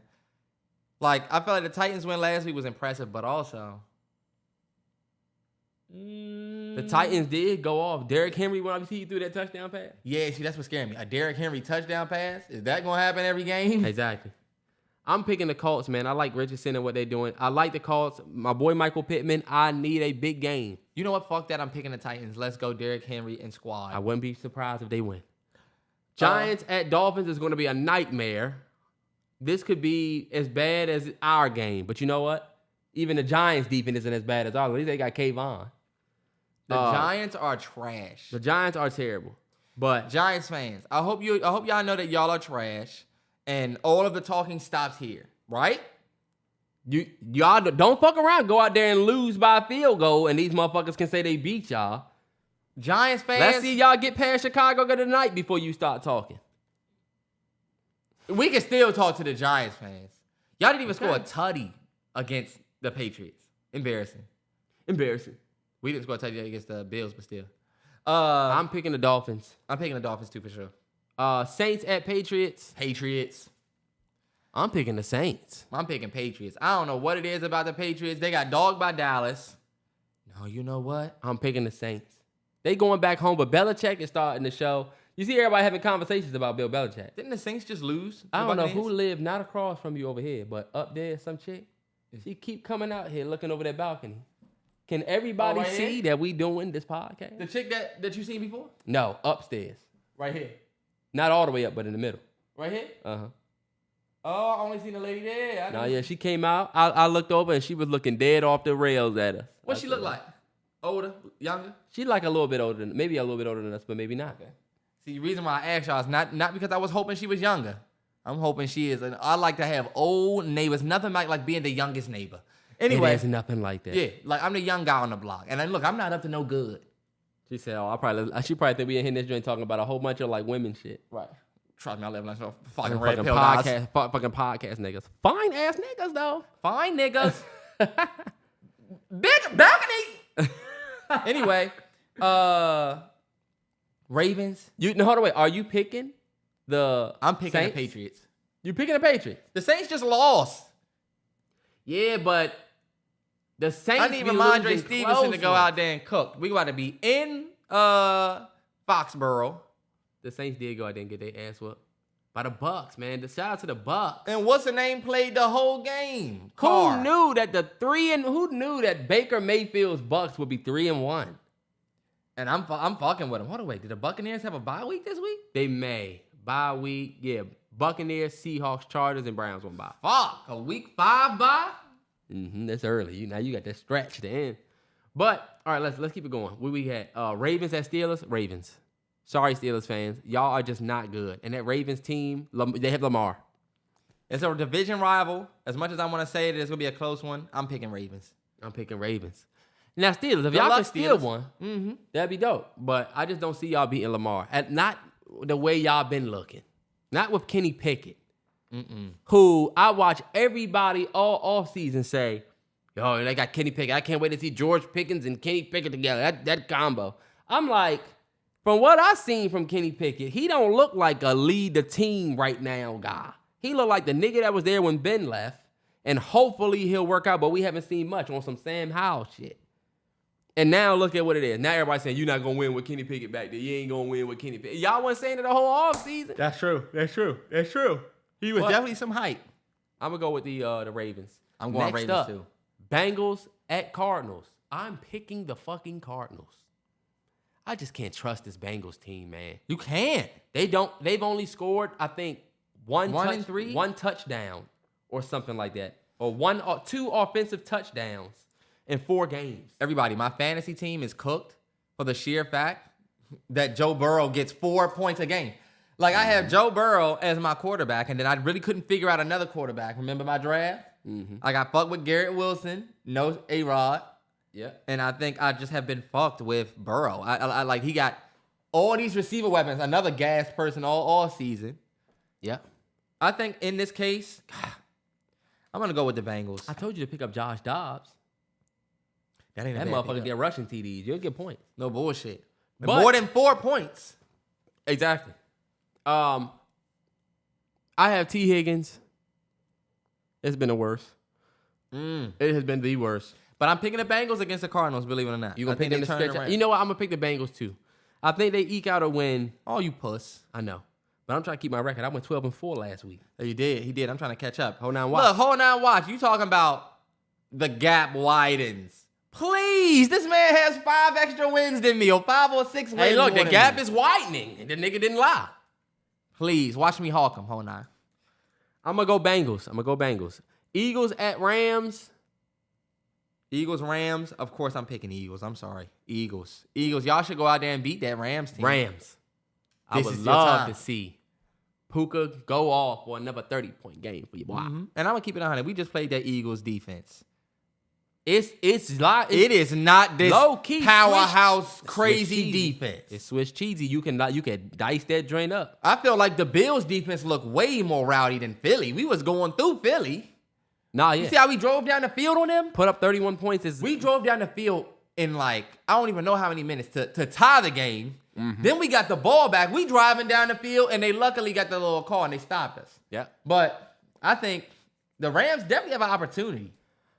Yeah, and I'm gonna go Philly just because they find a way. Even they could be getting their ass whooped. It could be a dog fight, but they find a way to win. You know what I'm saying? And they have found a way to win all year. So I'm gonna pick the Eagles. You got Jets at Broncos. They coming to a mile high. We've been waiting for this because Saleh was talking all that tough shit to Sean Payton, even though Sean Payton is showing that he's absolute trash now. Y'all low-key, this is a must-win. This is a must-win for us. But then again, we in our tank mode. We should be tanking to get a top 2-3 pick, not 8. Thankful, Caleb. We was like, why go out there and win 5 games to get the 8th pick in the draft? You know what I'm saying? Yeah. Fuck it. Fuck the season. But I'm going to pick us to win, even though everybody picking the Jets, and I do think the Jets might beat us. I just can't pick against my squad. I'll take that as one of my losses if we Funny, lose. I think I've been picking the Broncos recently, and I'm going to pick them again. I'm picking the Broncos to beat the Jets. I think the Jets had good momentum, but I don't know. It's something about they're going to be a mile high. They're going to be against that Broncos team that has a reason to go out there and do something. Are y'all 0-4? We are 1-3. Or y'all just won? You know what? We beat the Bears. We could go out here and eke out a win. Thank God they don't have thank God they don't have fucking, what is it? A-Rod. Cause Jesus I Christ. shouldn't pick y'all bum-ass niggas and y'all go out there and lose. Y'all should be so much better than what y'all are. I know. Sucks. We just let Randy Gregory's ass go. All he did was talk shit. Anyway, Chiefs at Vikings. I'm going with This Pat is going to be Mahomes a and good them game. boys. This is going to be a good game. That might be game of the week right there. But I'm going to go with the Chiefs, and I don't think the Vikings are going to win, especially because that Chiefs defense, man. I have that Chiefs defense. But they some ballers. Let me turn this on. What's the name? They some ballers. So I'm going to go with the Chiefs. About 25. Ooh, Sunday night. Cowboys at 49ers. Okay. Cowboys. Did I say I was picking the Chiefs? If you didn't get that, I am. Okay. Okay. Sunday night game, Cowboys at 49ers. This is where all of the Cowboys are elite talk. We get to see it for real. They going up Yeah. against the 49ers. Team that beat them in the playoffs the last 2 years. Exactly. Mm-hmm. I am picking. Who I want to pick? It's in San Fran. I'm going to pick Purdy. I'm going to pick Purdy and them 49ers. I think the 49ers are the best team in the East. Yeah, I'm picking the 49ers. If Purdy can go out there and play elite. Because this is the thing. Purdy don't even have to play elite. Purdy can just go have a decent game on some Dak shit and rely on the defense. But so low-key, it's about who has a better game between Purdy and Dak. And I feel like Dak is a little bit. I think Dak dealing with a lot, bro. Yeah, he is. Especially, look, think about it. The game before last year was the clock ticking and they tried to run it down it. Remember? Uh-huh.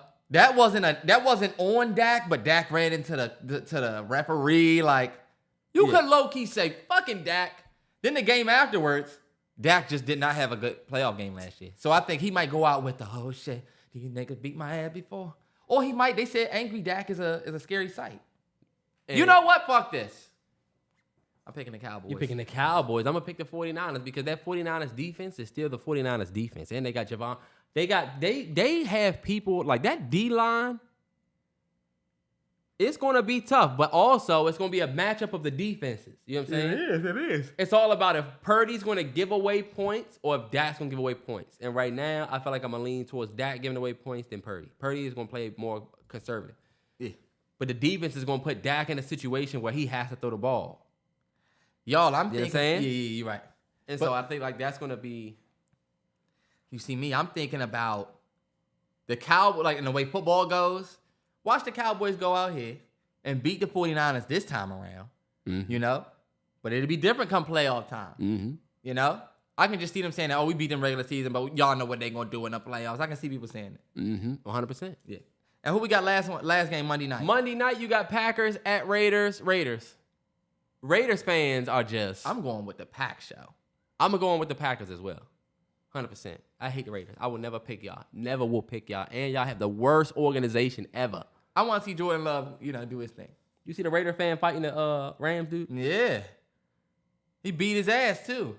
And they both stayed at the game. And they both stayed. Yeah. One dude just stayed wobbly. Uh-huh. This motherfucker was different. Think about it. They be at that joint drunk as fuck fighting. That's why when you see somebody in a football game getting knocked out, it's like he was probably drunk. Nah, no bullshit. I saw a video on Twitter yesterday of this dude who was fighting this dude who was like coming at his mom. It was like his drunk stepdad. He slapped him and then he kept hitting him. Those videos not as hard to watch when the motherfucker was in the wrong. Nah, yeah. Dude was going at his mother and he hit him and was hitting him. You know how to be like, hey, he sleep. Nah, yeah. It felt good though, because I'm like, I know he was getting off on that. I know he was. was. My mom. Yeah. I might hit you a couple 100%. times after you sleep. But Hey, anyway, but look, that's going to wrap it up for 170, y'all. big episode next week. 171. 171. Add it up. Jesus Christ. Hey, look, if you got that alert on your phone yesterday, you think that was a coinky dink? Think that was a coincidence? No such thing. Did you add up yesterday? 10-4? 10-4? 14. 10-4. 1004. That's 5. And what time did the alarm go off for everybody? 2:20. Terrance, that's just too much. You're not 1004 It's 220. not. That's 9. It's a reach. I can do that with anything. Oh, look. 2-4/8. That's Kobe and Gigi's number, look, right? y'all. That is 2, 6, 8. What's 8 minus? What's Mike just been in my face? Oh, no, that's the black box from that. That's the 8. Y'all, it's been like this forever. The 9 is always in front of you. You could always say, oh, you know what? There's 9 windows in here. If you just say that this is one window, but then 1, 2. Look, you can do it. That's the thing. The 9 is not. You're not looking for it. I just It don't is like to reach. Niggas reaching like Steph. Do y'all know what I've gotten with this open reach? Ow. What the fuck? Got bed bugs in here? Hell no, we ain't got bed bugs. When you leave, get the lights on. That motherfucker was itching.